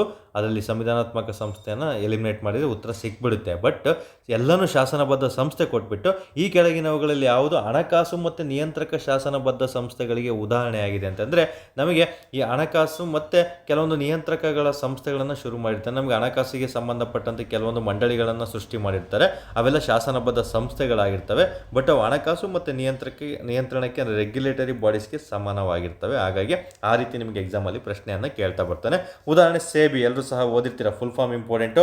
Securities and exchange board of India ಆಗಿರುತ್ತೆ. ನೋಡಿ, ನಮಗೆ ಈ ಹಣಕಾಸು ಸಂಸ್ಥೆಗಳಂತ ಎಕನಾಮಿಕ್ಸಲ್ಲಿ ಟಾಪಿಕ್ ಬರುತ್ತೆ, ಅದಕ್ಕೂ ಸಹ ಸ್ಪೆಷಲ್ ಟಾಪಿಕಲ್ಲಿ ತೊಗೊಳ್ತಾ ಬರ್ತೀನಿ. ತುಂಬ ಬಾರಿ KA ಡಿಪಾರ್ಟ್ಮೆಂಟು ಎಕನಾಮಿಕ್ಸಲ್ಲಿ ರಿಪೀಟ್ ಮಾಡಿರುವಂತಹ ಒಂದು ಟಾಪಿಕ್ಕು ಹಣಕಾಸು ಸಂಸ್ಥೆಗಳಾಗಿರ್ತವೆ. ಅದನ್ನು ಬಿಟ್ಟರೆ ನಿಮಗೆ STG ಬಗ್ಗೆ ಪ್ರಶ್ನೆಯನ್ನು ಕೇಳ್ತಾ ಬರ್ತಾನೆ. ಅದನ್ನು ಬಿಟ್ಟರೆ ನಿಮಗೆ taxes, direct or indirect taxes ಯಾವುದು ಅಂತ ಪ್ರಶ್ನೆ ಕೇಳ್ತಾ ಬರ್ತಾನೆ. ಅದನ್ನು ಬಿಟ್ಟರೆ ಒಂದು ಪೇಮೆಂಟ್ ರಿಸಿಪ್ಟ್ ಮತ್ತು ಪೇಮೆಂಟಿಂದೆಲ್ಲ ಬರುತ್ತಲ್ಲ, ಅದ್ರ ಬಗ್ಗೆಯೂ ಸಹ ನಿಮಗೆ ಪ್ರಶ್ನೆಗಳನ್ನು ಕೇಳ್ತಾ ಬರ್ತಾನೆ. ಅದನ್ನು ಬಿಟ್ಟರೆ 5 years ಪ್ಲ್ಯಾನ್ ಬಗ್ಗೆ ನಿಮಗೆ ಪ್ರಶ್ನೆಯನ್ನು ಕೇಳ್ತಾ ಬರ್ತಾನೆ. ಇವೆಲ್ಲ ಟಾಪಿಕನ್ನು ನಾನು ಕ್ಲಿಯರ್ ಕಟ್ಟಾಗಿ ನಿಮಗೆ ಎಕ್ಸ್ಪ್ಲೈನ್ ಮಾಡ್ತೀನಿ. ಅದ್ರ ಬಗ್ಗೆ ಅವ್ರಿಗೆ ಬೇಕಿಲ್ಲ ಸ್ನೇಹಿತರೆ, ನಾಲೆಡ್ಜ್ ಜನ ತಿಳ್ಕೊಂಡಿದ್ರೆ ಸಾಕಾಗಿರ್ತದೆ. ಸೊ ಇಲ್ಲಿ ನಮಗೆ ಮೊದಲನೇದು securities and exchange board of India, SEBI, ಇದು 1997ರಲ್ಲಿ ಜಾರಿಗೆ ಬಂತು. ಇದ್ರ ಬಗ್ಗೆ ಕಂಪ್ಲೀಟ್ ಮಾಹಿತಿಯನ್ನು ಕ್ಲಾಸಸ್ ಮಾಡಿದಾಗ ಶುರು ಮಾಡ್ತೀನಿ. ಸದ್ಯಕ್ಕೆ ಉದಾಹರಣೆ ಬರ್ಕೊಳ್ಳಿ. ಫುಲ್ ಫಾರ್ಮ್ ಇಂಪಾರ್ಟೆಂಟ್ ನೋಡಿ, ಇಲ್ಲಿ ಸೆಕ್ಯೂರಿಟೀಸ್ ಅನ್ನೋದು ನೆನ್ಪಿಟ್ಕೋಬೇಕು. ಫ್ರೆಶರ್ ಕನ್ಫ್ಯೂಷನ್ ಆಗ್ತಾನೆ. First option stock and exchange board of India ಅಂತ ಕೊಟ್ಬಿಡ್ತಾನೆ, ಕನ್ಫ್ಯೂಷನ್ ಮಾಡ್ಕೊತೀರಾ. ಇದು ಸೆಕ್ಯೂರಿಟೀಸ್ ಅನ್ನೋದನ್ನ ನೀವು ನೆನ್ಪಿಟ್ಕೋಬೇಕಾಗುತ್ತೆ ಇಂಗ್ಲೀಷಲ್ಲಿ. ನಂತರ ರಿಸರ್ವ್ ಬ್ಯಾಂಕ್ ಆಫ್ ಇಂಡಿಯಾ, 1934ರ ಕಾಯ್ದೆಯ ಮೂಲಕ ಇದನ್ನು ಜಾರಿಗೆ ತರಲಾಯಿತು. ನಂತರ IRDAI, okay, insurance regulatory and development authority of India, ಇದು 1999ರಲ್ಲಿ ಜಾರಿಗೆ ಬಂತು. ಇದು ಹೈದರಾಬಾದ್ನಲ್ಲಿ ಇದರ ಕೇಂದ್ರ ಕಚೇರಿ ಇದೆ. ಯಾವಾಗಲೂ ಸುದ್ದಿಯಲ್ಲಿರುತ್ತೆ. ಒಂದು ವಿಮಾ ವಲಯಕ್ಕೆ ಸಂಬಂಧಪಟ್ಟಿದ್ದು, ನೆನ್ಪಿಟ್ಕೋಬೇಕು. ತುಂಬ ಬಾರಿ ಎಕ್ಸಾಮಲ್ಲಿ ಪ್ರಶ್ನೆ ಕೇಳಿದ್ದಾನೆ. ನಂತರ ಕಾಂಪಿಟೇಷನ್ ಕಮಿಷನ್ ಆಫ್ ಇಂಡಿಯಾ ಅಂತ ಕರಿತೀವಿ. ಕಾಂಪಿಟೇಷನ್ ಆ್ಯಕ್ಟ್ ಯಾವಾಗ ಬಂತು ಅಂತ ಕೇಳ್ಬೋದು. 2002 ಯಾವತ್ತೂ ಕೇಳಿಲ್ಲ, ಕೇಳುವಂಥ ಚಾನ್ಸಸ್ ಇರುತ್ತೆ. CCI ಫುಲ್ ಫಾರ್ಮ್ ಕೇಳ್ತಾನೆ, ಇರ್ದಾಯ್ ಫುಲ್ ಫಾರ್ಮ್ ಕೇಳ್ತಾನೆ, RBI ಫುಲ್ ಫಾರ್ಮ್ ಕೇಳ್ತಾನೆ, SEBI ಫುಲ್ ಫಾರ್ಮ್ ಕೇಳ್ತಾನೆ. ಇವೆಲ್ಲನೂ ಸಹ ನಮಗೆ ಫಿನಾನ್ಷಿಯಲ್ ಆ್ಯಂಡ್ ರೆಗ್ಯುಲೇಟರಿ ಸ್ಟ್ಯಾಟ್ಯುಟರಿ ಬಾಡೀಸ್ಗೆ ಉದಾಹರಣೆಗಳಾಗಿರ್ತವೆ ಸ್ನೇಹಿತರೆ, ನೆನ್ಪಿಟ್ಕೋಬೇಕು. ಇವೆಲ್ಲನೂ ಒಂದೇ ರೀತಿ. ಈ ರೀತಿ ಯಾವುದೇ ಕಾರಣಕ್ಕೂ ನೀವು ಓದಿರಲ್ಲ. ಐ ನೋ 90% ಸ್ಟೂಡೆಂಟ್ಸ್ ಓದಿರಲ್ಲ. ಸೊ ಇವತ್ತು ನೋಟ್ಸ್ ಮಾಡ್ಕೊಳ್ತಾ ಕ್ಲಿಯರ್ ಕಟ್ಟಾಗಿ ಅರ್ಥ ಮಾಡ್ಕೊಳ್ತಾ ನೀವು ಬಂದರೆ ಸಾಕಾಗಿರ್ತದೆ. ಸದ್ಯಕ್ಕೆ ನಿಮ್ಗೆ ಹೇಳ್ತೀನಿ, ಪದೇ ಪದೇ ಉದಾಹರಣೆಗಳನ್ನು ಬರೆದಿಡ್ಕೊಳ್ಳಿ. ಆ ಉದಾಹರಣೆಗಳಲ್ಲೇ ನಿಮಗೆ ಪ್ರಶ್ನೆ ಕೇಳ್ತಾನೆ. ಅದನ್ನು ಬಿಟ್ಟರೆ ಈ ಟಾಪಿಕ್ ಮೇಲೆ ಯಾವ ರೀತಿ ಪ್ರಶ್ನೆ ಕೇಳ್ತಾನೆ ಅಂತ ಮುಂದಿನ ದಿನಗಳಲ್ಲಿ ನಾನು ನಿಮಗೆ ತಿಳಿಸ್ಕೊಡ್ತಾ ಬರ್ತೀನಿ. Next advisory and development bodies ಅಂತ ಬರ್ತದೆ. ಸಲಹಾ ಮತ್ತು ಅಭಿವೃದ್ಧಿ ಸಂಸ್ಥೆಗಳು. ನಮಗೆ ಶಾಸನಬದ್ಧ ಸಂಸ್ಥೆಗಳಲ್ಲೇ ಸಲಹಾ ಮತ್ತು ಅಭಿವೃದ್ಧಿ ಸಂಸ್ಥೆಗಳು ಸಹ ಬರ್ತವೆ. ಸಲಹೆ ಅಂದರೆ ಜಸ್ಟ್ ಒಂದು ದೇಶಕ್ಕೋಸ್ಕರ ಯಾವುದೇ ಒಂದು ಸಂಸ್ಥೆಯನ್ನು ರಚನೆ ಮಾಡಿ ಅವು ಸಲಹೆ ಕೊಡೋದಕ್ಕೋಸ್ಕರ ಅಥವಾ ಏನಾದರೂ ಒಂದು ಅಭಿವೃದ್ಧಿ ಮಾಡೋದಕ್ಕೋಸ್ಕರ ರಚನೆ ಆದಂಥವೇ ಸಲಹಾ ಅಭಿವೃದ್ಧಿ ಸಂಸ್ಥೆಗಳಂತ ಕರಿತಾ ಬರ್ತೀವಿ. ಫಾರ್ ಎಕ್ಸಾಂಪಲ್, ಮೊದಲನೇ ಬಾರಿಗೆ 2019ರಲ್ಲಿ ಜಾರಿಗೆ ತರಲಾಯಿತು national consumer dispute redressal commission ಅಂತ ಬರುತ್ತೆ. ಓಕೆ, ಇದು ತುಂಬಾ ಇಂಪಾರ್ಟೆಂಟ್. ಕನ್ಸ್ಯೂಮರ್ ಪ್ರೊಟೆಕ್ಷನ್ ಆ್ಯಕ್ಟ್ 2019ರ ಮೂಲಕ ಇದನ್ನು ಜಾರಿಗೆ ತರಲಾಗುತ್ತೆ. KA ಡಿಪಾರ್ಟ್ಮೆಂಟ್ ಈ ಪ್ರಶ್ನೆ ಕೇಳುವಂಥ ಚಾನ್ಸಸ್ ಇರುತ್ತೆ. ಇದರ ಫುಲ್ ಫಾರ್ಮ್ ಏನು ಅಂತ ಮೊದಲ ಬಾರಿಗೆ ಪ್ರಶ್ನೆ ಕೇಳ್ತಾನೆ, ನೆನ್ಪಿಟ್ಕೊಳ್ಳಿ. ಅದರ ಜೊತೆಗೆ ಈ ನ್ಯಾಷನಲ್ ಕನ್ಸ್ಯೂಮರ್ ಡಿಸ್ಪ್ಯೂಟ್ ಕಮಿಷನ್ ಯಾವಾಗ ರಿಡ್ರೆಸಲ್ ಕಮಿಷನ್ ಬಂತು ಅಂತ ಕೇಳುವಂಥ ಚಾನ್ಸಸ್ ತುಂಬಾ ಇರುತ್ತೆ. ಸೊ ನಿಮಗೆ ಇದನ್ನು ಕನ್ನಡದಲ್ಲಿ ಹೇಳ್ಬೇಕಂದ್ರೆ ರಾಷ್ಟ್ರೀಯ ಗ್ರಾಹಕ ವಿವಾದ ಪರಿಹಾರ ಆಯೋಗ ಅಂತ ಕರಿತಾ ಬರ್ತೀವಿ. ತುಂಬಾ ಇಂಪಾರ್ಟೆಂಟು. ರಾಷ್ಟ್ರೀಯ ಗ್ರಾಹಕ ವಿವಾದ ಪರಿಹಾರ ನೆನ್ಪಿಟ್ಕೋಬೇಕು. ರಾಷ್ಟ್ರೀಯ ಗ್ರಾಹಕ ವಿವಾದ ಪರಿಹಾರ ಆಯೋಗ ಆಗಿರ್ತದೆ. ಇದೊಂದು ನಮಗೆ ಅಡ್ವೈಸರಿ ಮತ್ತು ಡೆವಲಪ್ಮೆಂಟ್ ಬಾಡೀಸ್ಗೆ ಉದಾಹರಣೆ ಆಗಿರ್ತದೆ, ನೆನ್ಪಿಟ್ಕೊಳ್ಳಿ. ತುಂಬಾ ಇಂಪಾರ್ಟೆಂಟು. ಯಾವ ಕಾಯ್ದೆಯ ಮೂಲಕ ಬಂತು? ಕನ್ಸ್ಯೂಮರ್ ಆ್ಯಕ್ಟ್ 2019, ಗ್ರಾಹಕ ರಕ್ಷಣಾ ಕಾಯ್ದೆ 2019ರಲ್ಲಿ ಇದನ್ನು ಜಾರಿಗೆ ತರಲಾಯಿತು. ನಂತರ ಕಾಂಪಿಟೇಷನ್ ಕಮಿಷನ್ ಆಫ್ ಇಂಡಿಯಾ ಅಂತ ಕರಿತೀವಿ. ಕಾಂಪಿಟೇಷನ್ ಕಮಿಷನ್ ಆಫ್ ಇಂಡಿಯಾ ಅನ್ನೋದು ಇಲ್ಲಿ ನಮಗೆ ಎಕ್ಸಾಮ್ ದೃಷ್ಟಿಯಿಂದ ಇದನ್ನು ಸಹ ತುಂಬಾ ಇಂಪಾರ್ಟೆಂಟ್ ಆಗಿರ್ತದೆ ಸ್ನೇಹಿತರೆ. ಯಾಕಂದರೆ ನಮಗೆ ಪ್ರತಿ ಎಕ್ಸಾಮಲ್ಲೂ ಸಹ ಇಂಥ ಹೊಸ ಪ್ರಶ್ನೆಗಳು ಕೇಳಿದಾಗ ನಮ್ಮ ಹುಡುಗರು ಗೊಂದಲ ಆಗ್ತಾ ಬರ್ತಾರೆ. ಅದು ಯಾವ ಥರ ಗೊಂದಲ ಆಗಬಾರ್ದಂತ ಇದನ್ನು ಉದಾಹರಣೆಯಾಗಿ ಕೊಡ್ತಿದ್ದೀನಿ. ಭಾರತದ ಒಂದು ಸ್ಪರ್ಧಾ ಆಯೋಗ ಅಂತ ಸಹ ನಾವು ಕರಿತಾ ಬರ್ತೀವಿ ಕನ್ನಡದಲ್ಲಿ, ಇಂಗ್ಲೀಷಲ್ಲಿ ನೆನ್ಪಿಟ್ಕೊಳ್ಳಿ. ಇದು 2002ರ ಕಾಯ್ದೆಯ ಮೂಲಕ ಇದನ್ನು ಜಾರಿಗೆ ತರಲಾಯಿತು. ಇವೆರಡು ಸಹ ಅಡ್ವೈಸರಿ ಮತ್ತು ಡೆವಲಪ್ಮೆಂಟ್ ಬಾಡಿ, ಸಲಹಾ ಮತ್ತು ಅಭಿವೃದ್ಧಿ ಸಂಸ್ಥೆಗಳಿಗೆ ಉದಾಹರಣೆ ಆಗಿರ್ತದೆ. ಇನ್ನೊಂದು ಮೂರನೇದು, ಇದೂ ಅಷ್ಟೇ, national backward classes for commission ಅನ್ನೋದು ನಮಗೆ ರಾಷ್ಟ್ರೀಯ ಹಿಂದುಳಿದ ವರ್ಗಗಳ ಆಯೋಗ. ಮುಂಚೆ ಅಡ್ವೈಸರಿ ಮತ್ತು ಡೆವಲಪ್ಮೆಂಟ್ಗೆ ನಮಗೆ, ಯಾಕಂದರೆ ಈ ಹಿಂದುಳಿದ ವರ್ಗಗಳ ಆಯೋಗವನ್ನು ಅಭಿವೃದ್ಧಿ ಮಾಡಬೇಕಂತ ಇದನ್ನು ಜಾರಿಗೆ ತಂದಿರ್ತಾರೆ. ಬಟ್ ಇದನ್ನು ನಮಗೆ ತಿದ್ದುಪಡಿ ಮಾಡಲಾಯಿತು ಇತ್ತೀಚೆಗೆ. 102ನೇ ಸಂವಿಧಾನದ 102ನೇ ತಿದ್ದುಪಡಿಯ ಮೂಲಕ ಇದನ್ನು ಸಂವಿಧಾನಾತ್ಮಕ ಸಂಸ್ಥೆ ಅಂತ ಮಾಡಲಾಯಿತು ಸ್ನೇಹಿತರೆ. ಎಲ್ಲರೂ ಸಹ ನೆನ್ಪಿಟ್ಕೊಳ್ಳಿ. ನಮಗೆ ನಮಗೆ ಸಂವಿಧಾನದಲ್ಲಿ ಏನು 102ನೇ ತಿದ್ದುಪಡಿ ಅಂತ ಮಾಡಲಾಯಿತು. ಈ 102ನೇ ಸಾಂವಿಧಾನಿಕ ತಿದ್ದುಪಡಿ ಮೂಲಕ ರಾಷ್ಟ್ರೀಯ ಹಿಂದುಳಿದ ವರ್ಗಗಳ ಆಯೋಗಕ್ಕೆ ನಾವು ಸಾಂವಿಧಾನಿಕ ಸಂಸ್ಥೆ ಕೊಡಬೇಕಂತ ಹೇಳ್ಬಿಟ್ಟು ತಿದ್ದುಪಡಿ ಮಾಡಲಾಯಿತು ಸ್ನೇಹಿತರೆ. ಯಾವುದು ಸಂವಿಧಾನಕ್ಕೆ ತಿದ್ದುಪಡಿ ಮಾಡಲಾಗುತ್ತದೋ ಅವನ್ನೆಲ್ಲ ಸಾಂವಿಧಾನಿಕ ಸಂಸ್ಥೆಗಳು ಅಂತ ಕರಿತಾ ಬರ್ತೀವಿ. ಡಿಫ್ರೆನ್ಸ್ ಹೇಳ್ತಾ ಬರ್ತೀನಿ. ಓಕೆ, 338 ಬಿ ವಿಧಿ ಅಂತ ಬರುತ್ತೆ. ಈ 338 ಬಿ ವಿಧಿಯಲ್ಲಿ ನಮಗೆ ಫಾರ್ ಎಕ್ಸಾಂಪಲ್ 338 ಮತ್ತು 338 ಎ ಇದು SC ಮತ್ತು ST ಗೆ ಬಂದಂತಹ ಒಂದು ಆಯೋಗಗಳಾಗಿರ್ತವೆ. SC ST ಗೆ ಸಂಬಂಧಪಟ್ಟಂತಹ ವಿಧಿಗಳಾಗಿರ್ತವೆ. ಅದರ ಜೊತೆಗೆ ಹಿಂದುಳಿದ ವರ್ಗಗಳ ಆಯೋಗಕ್ಕೂ ಸಹ ನಾವು ಸಾಂವಿಧಾನಿಕ ಸಂಸ್ಥೆ ಕೊಡಬೇಕಂತೇಳಿ ಸಂವಿಧಾನದಲ್ಲಿ 102ನೇ ತಿದ್ದುಪಡಿ ಮಾಡಿ ಈ ಒಂದು ವಿಧಿಯನ್ನು ಅಲ್ಲಿ ಸೇರ್ಪಡೆ ಮಾಡ್ತಾ ಬರ್ತಾರೆ ಸ್ನೇಹಿತರೆ. ಹಾಗಾಗಿ ಎಕ್ಸಾಮ್ ದೃಷ್ಟಿಯಿಂದ ಇದು ತುಂಬಾ ಇಂಪಾರ್ಟೆಂಟ್ ಆಗಿರುತ್ತೆ, ನೆನಪಲ್ಲಿರಬೇಕಾಗುತ್ತೆ. ಓಕೆ, ತುಂಬಾ ಇಂಪಾರ್ಟೆಂಟು. ಈ 102ನೇ ತಿದ್ದುಪಡಿ ನಮಗೆ 2018ರಲ್ಲಿ ಆಗ್ತಾ ಬರುತ್ತೆ. ಹಾಗಾಗಿ ಇದನ್ನು ಸಹ ಇಂಪಾರ್ಟೆಂಟ್ ಆಗಿರ್ತದೆ, ನೆನಪಲ್ಲಿಟ್ಕೋಬೇಕು. ಸೊ ಈಗ ಸದ್ಯಕ್ಕೆ ಇದು ಅಡ್ವೈಸರಿ ಮತ್ತು ಡೆವಲಪ್ಮೆಂಟ್ ಬಾಡೀಸ್ ಅಲ್ಲ, ಇದು ಸಾಂವಿಧಾನಾತ್ಮಕ ಸಂಸ್ಥೆ ಅಂತ ನಾನು ನಿಮಗೆ ತಿಳಿಲಿ ಅಂತ ನಿಮಗೆ ಕೊಟ್ಟಿದ್ದೀನಿ. ಓಕೆ, ಇದ್ರ ಬಗ್ಗೆ ತಿಳ್ಕೊಂಡಿರಬೇಕು ಮಾಹಿತಿ. ಕೆಲವೊಂದು ಈ ರೀತಿ ಇದ್ದೂ ಸಹ ಕಾನ್ಸ್ಟಿಟ್ಯೂಷನಲ್ ಬಾಡಿ ಆಗಿರ್ತಾವಲ್ಲ ಕೇಳ್ತಾನೆ, ಮುಂಚೆ ಯಾವುದು ಅಭಿವೃದ್ಧಿ ಅಥವಾ ಶಾಸನಬದ್ಧ ಸಂಸ್ಥೆ ಆಗಿತ್ತು, ಪ್ರಸ್ತುತ ಸಾಂವಿಧಾನಿಕ ಸಂಸ್ಥೆ ಆಗಿದೆ ಅಂತ ಕೇಳಿದಾಗ ಇಂಥ ಆಪ್ಷನ್ಗಳನ್ನು ನೀವು ಚೂಸ್ ಮಾಡ್ತಾ ಬರಬೇಕಾಗುತ್ತೆ.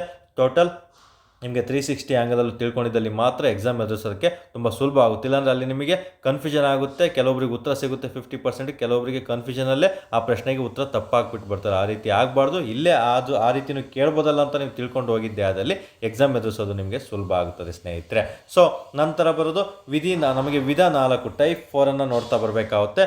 ಇವು ನ್ಯಾಯಾಂಗ ಮತ್ತು ಅರೆ ನ್ಯಾಯಾಂಗ ಶಾಸನಬದ್ಧ ಸಂಸ್ಥೆಗಳಾಗಿರ್ತವೆ. ಯಾವುದು ಶಾಸನಬದ್ಧ ಸಂಸ್ಥೆಗಳಲ್ಲಿ ನ್ಯಾಯಾಂಗ ಮತ್ತು ಅರೆ ನ್ಯಾಯಾಂಗಕ್ಕೆ ಉದಾಹರಣೆ ಆಗಿದೆ ಅಂತ ನಿಮಗೆ ಕೇಳ್ತಾ ಬರ್ತಾನೆ.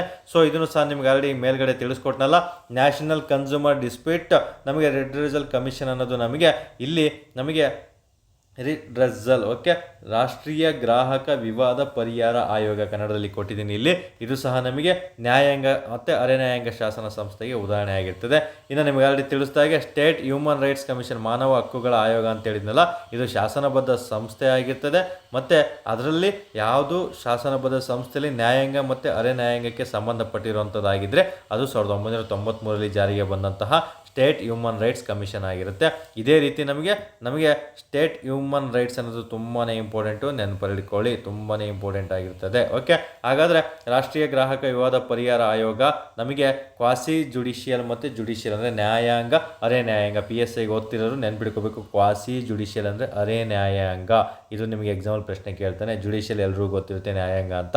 ಸ್ಟ್ಯಾಟ್ಯುಟರಿ ಬಾಡೀಸ್ ಅಂದರೆ ಶಾಸನಬದ್ಧ ಸಂಸ್ಥೆಗಳಾಗಿರ್ತದೆ. ಸಾಂವಿಧಾನಿಕ ಬಾಡಿ ಅಂದರೆ ನಿಮಗೆ ಕಾನ್ಸ್ಟಿಟ್ಯೂಷನಲ್ ಬಾಡೀಸ್ ಆಗಿರುತ್ತೆ. ಎಕ್ಸಿಕ್ಯೂಟಿವ್ ಅಂದರೆ ಕಾರ್ಯನಿರ್ವಾಹಕ ಬಾಡಿಗಳಾಗಿರ್ತವೆ, ಅಂದರೆ ಸಂಸ್ಥೆಗಳಾಗಿರ್ತವೆ ಅನ್ನೋದನ್ನ ನೆನ್ಪಿಡ್ಕೋಬೇಕು. ಸಂವಿಧಾನಕ್ಕೆ ಸಂಬಂಧಕ್ಕೆ ಟ್ರಾನ್ಸ್ಲೇಷನ್ ಏನಾದರೂ ಬಂದರೆ ಅಲ್ಲಿ ನೀವು ಕನ್ಫ್ಯೂಷನ್ ಮಾಡ್ಕೋಬಾರ್ದು. ಸೊ ಇದು ಸಲಹಾ ಮತ್ತು ಅಭಿವೃದ್ಧಿ ಸಂಸ್ಥೆಗೂ ಉದಾಹರಣೆ ಆಗಿದೆ.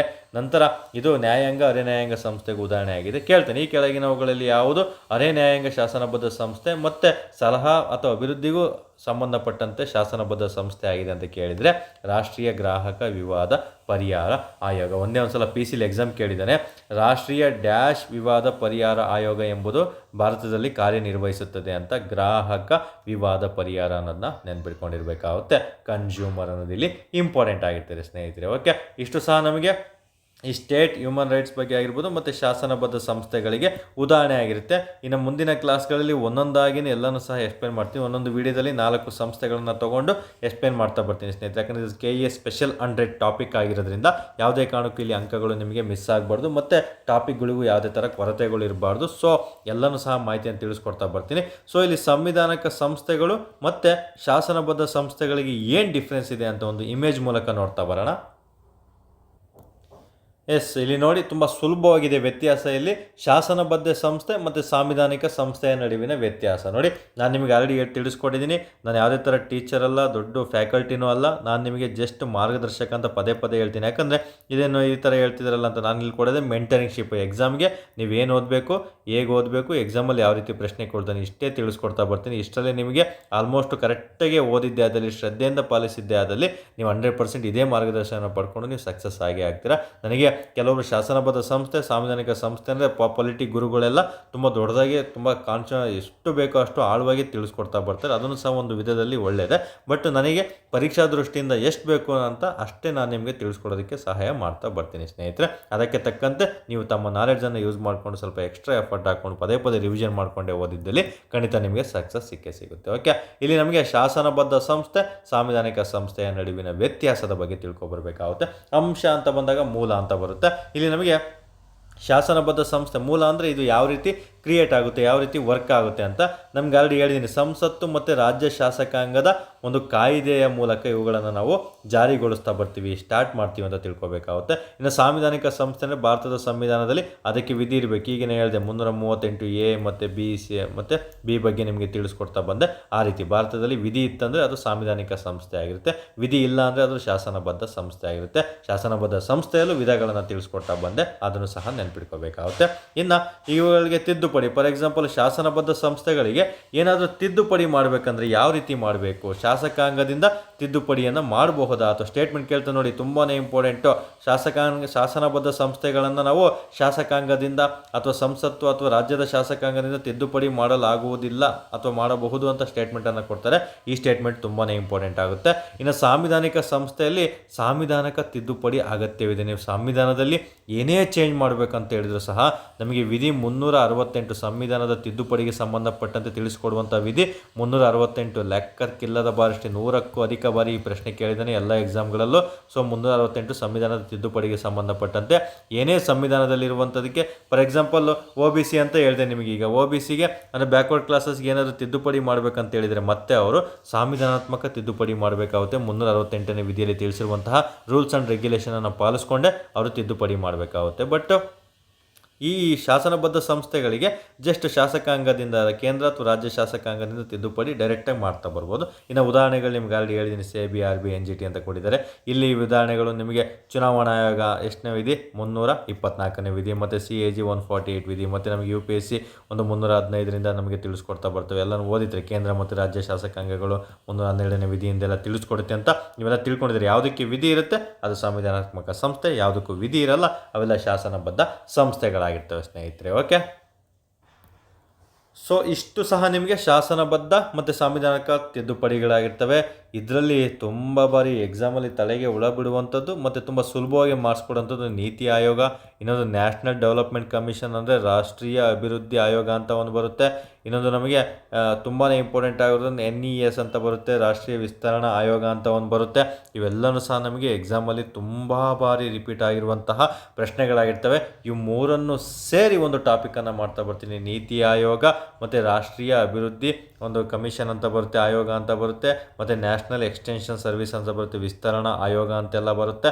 ಮತ್ತು ಇದು ನೀತಿ ಆಯೋಗಕ್ಕಿಂತ ಮುಂಚೆ ನಮಗೆ ಏನಂತ ಇತ್ತು ಅವುಗಳನ್ನು ಸಹ ತಿಳಿಸ್ಕೊಡ್ತಾ ಬರ್ತೀನಿ. ಒಂದು ಪ್ಲ್ಯಾನಿಂಗ್ ಕಮಿಷನ್ ಅಂತ ಎಲ್ಲ ಬರ್ತವೆ. ಪ್ಲ್ಯಾನಿಂಗ್ ಕಮಿಷನ್ ಏನಾಗಿತ್ತು ಎಲ್ಲನೂ ಸಹ ಮಾಹಿತಿನ ನಿಮಗೆ ಒಂದೇ ಕ್ಲಾಸಲ್ಲಿ ತಿಳಿಸ್ಕೊಡ್ತಾ ಬರ್ತೀನಿ ಸ್ನೇಹಿತರೆ.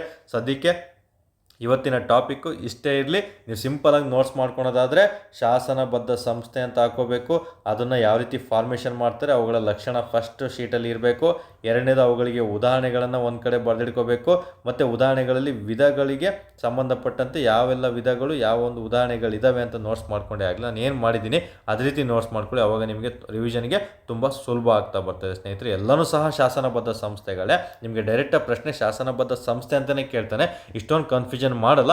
ಇಫ್ ಇನ್ ಕೇಸ್ ಇದನ್ನು ಮೀರಿ ನೆಕ್ಸ್ಟ್ ಲೆವೆಲ್ ಪ್ರಶ್ನೆಗಳನ್ನು ಕೇಳಿದಾಗ ಹೇಳಿದ್ನಲ್ಲ, ಯಾವುದು ಅರೆ ನ್ಯಾಯಾಂಗ ಶಾಸನಬದ್ಧ ಸಂಸ್ಥೆ, ಯಾವುದು ನಮಗೆ ಸಲಹಾ ಅಭಿವೃದ್ಧಿ ಸಂಸ್ಥೆ, ಅಥವಾ ನಮಗೆ ಯಾವುದು ನಮಗೆ ರೆಗ್ಯುಲೇಟರಿ ಅಂತ ಫಿನಾನ್ಷಿಯಲಿ ಸಂಸ್ಥೆ ಅಂತ ಹೇಳಿದ್ನಲ್ಲ, ಅದು ನಿಮಗೆ ಡೈರೆಕ್ಟಾಗಿ ಪ್ರಶ್ನೆಯನ್ನು ಕೇಳ್ತಾ ಬರ್ತೇನೆ ಸ್ನೇಹಿತರು. ಓಕೆ, ಇಷ್ಟು ಸಹ ನಮಗೆ ಇವತ್ತಿನ ಒಂದು ಸ್ಪೆಷಲ್ ಕ್ಲಾಸ್, KA ಡಿಪಾರ್ಟ್ಮೆಂಟ್ನ ಸ್ಪೆಷಲ್ ಕ್ಲಾಸ್ ನಿಮಗೆಲ್ಲ ಇಷ್ಟ ಆಗಿರುತ್ತೆ ವಿಡಿಯೋ, ಮತ್ತು ಅರ್ಥನೂ ಸಹ ಆಗಿರುತ್ತೆ ಅಂದ್ಕೊಳ್ತೀನಿ. ಇಫ್ ಇನ್ ಕೇಸ್ ಅರ್ಥ ಆಗಿಲ್ಲ ಅಂದರೆ ಏನು ಅರ್ಥ ಆಗಿಲ್ಲ ಅಥವಾ ನೆಕ್ಸ್ಟ್ ಕ್ಲಾಸ್ ಯಾವ್ದು ಮಾಡಬೇಕಂತ ಕಮೆಂಟನ್ನು ಮಾಡ್ತಾ ನಮಗೆ ಎನ್ಕರೇಜನ್ನು ಮಾಡ್ತಾ ಬನ್ನಿ ಸ್ನೇಹಿತರೆ. ಏನಾದರೂ ಕ್ಲಾಸ್ ತುಂಬ ಇಷ್ಟ ಆಯ್ತು ಅಂದರೆ ದಯವಿಟ್ಟು ನಿಮ್ಮ ಒಂದು ಒಪಿನಿಯನನ್ನು ಕಮೆಂಟ್ ಮೂಲಕ ತಿಳಿಸ್ಕೊಡ್ತಾ ಬನ್ನಿ. ಹಾಗೆ ಲೈಕ್ ಮಾಡಿ. ತುಂಬ ವಿಡಿಯೋ ಇಷ್ಟ ಆಗಿ ನಿಮ್ಮ ಸ್ನೇಹಿತನಿಗೂ ಸಹ ಇದು ಉಪಯುಕ್ತ ಆಗುತ್ತೆ, ಇದು 100% KA KPSC ಯೂಸ್ ಆಗುತ್ತೆ, ಕಂಟೆಂಟ್ ಚೆನ್ನಾಗಿದೆ ಅನ್ನೋದಾದರೆ ದಯವಿಟ್ಟು ಈ ವಿಡಿಯೋವನ್ನು ಸಹ ಶೇರ್ ಮಾಡ್ತಾ ಬನ್ನಿ. ಯಾರೆಲ್ಲ ಹೊಸದಾಗಿ ನೋಡ್ತಾ ಇದ್ದೀರಾ ನಮ್ಮೊಂದು ಟೆಲಿಗ್ರಾಮ್ ಲಿಂಕನ್ನು ಕಮೆಂಟ್ ಬಾಕ್ಸಲ್ಲಿ ತಿಳಿಸ್ಕೊಟ್ಟಿರ್ತೀನಿ. ಕಮೆಂಟ್ ಮೂಲಕ ನೀವು ಲಿಂಕನ್ನು ಓಪನ್ ಮಾಡ್ಕೊಂಡು ಜಾಯ್ನ್ ಆಗ್ತಾ ಬರ್ಬೋದು. ಅಥವಾ ನನ್ನ ನಂಬರ್ ಮೇಲ್ಗಡೆ ನಿಮ್ಗೆ ಆಲ್ರೆಡಿ ತಿಳಿಸಿದ ಹಾಗೆ ನಮ್ಮ ಒಂದು ಕಾಂಟ್ಯಾಕ್ಟ್ ನಂಬರ್ಗೆ ನೀವು ವಾಟ್ಸಪ್ ಅಥವಾ ಟೆಲಿಗ್ರಾಮಲ್ಲಿ ಮೆಸೇಜ್ ಮಾಡ್ತಾ ನೀವು ತಿಳಿಸ್ಕೊಡ್ತಾ ಬಂದರೆ ಸಾಕಾಗಿರ್ತದೆ ಸ್ನೇಹಿತರೆ. ಸ್ನೇಹಿತರೆ. ಇಷ್ಟು ಸಹ ಇವತ್ತಿನ ಒಂದು KE ಡಿಪಾರ್ಟ್ಮೆಂಟ್ನ ನಂಬರ್ 4 ಟಾಪಿಕ್ ಆಗಿರ್ತದೆ. ತುಂಬಾ ಇಂಪಾರ್ಟೆಂಟು. 100% ಈ ಪ್ರಶ್ನೆ ಎಕ್ಸ್ಪೆಕ್ಟ್ ಮಾಡ್ಬೋದು ನೀವು. ಯಾವ ರೀತಿ ಬೇಕಾದ್ರೂ ಪ್ರಶ್ನೆಯನ್ನು ಕೇಳ್ತಾ ಬರೋದು. ತುಂಬ ಕೇರ್ಫುಲ್ಲಾಗಿ ಓದ್ಕೊಳ್ತಾ ಬನ್ನಿ ಸ್ನೇಹಿತರೆ. ಇಷ್ಟು ಹೇಳ್ತಾ ಈ ಒಂದು ಕ್ಲಾಸಸನ್ನು ಮುಗಿಸ್ತಾ ಇದ್ದೀನಿ. ಎಲ್ಲರಿಗೂ ಸಹ ಶುಭವಾಗಲಿ. ನಿಮ್ಗೆ ಏನಾದರೂ ಸ್ಪೆಷಲ್ ಟಾಪಿಕ್ಗಳು, ಇಂಥ ಟಾಪಿಕ್ ಬೇಕು ಅನ್ನೋದಾದರೆ ಕಮೆಂಟ್ ಮಾಡೋದ್ರ ಮೂಲಕ ತಿಳಿಸ್ಕೊಡ್ತಾ ಬನ್ನಿ. ನಿಮ್ಮ ಅಭಿಪ್ರಾಯವನ್ನು ಸಹ ತಿಳಿಸ್ಕೊಡ್ತಾ ಬನ್ನಿ ಸ್ನೇಹಿತರೆ. ಖಂಡಿತ ನಾನು ಅದನ್ನು ಕನ್ಸಿಡರ್ ಮಾಡಿಬಿಟ್ಟು ಕ್ಲಾಸಸ್ಗಳನ್ನು ಶುರು ಮಾಡ್ತಾ ಬರ್ತೀನಿ. ಇಷ್ಟು ಹೇಳ್ತಾ ಈ ಒಂದು ಕ್ಲಾಸಸನ್ನು ಮುಗಿಸ್ತಾ ಇದ್ದೀನಿ. ಎಲ್ಲರೂ ಸಹ ಚೆನ್ನಾಗಿ ಓದ್ಕೊಳ್ಳಿ. ಇನ್ನೂ ಸಹ ಸಮಯವಿದೆ.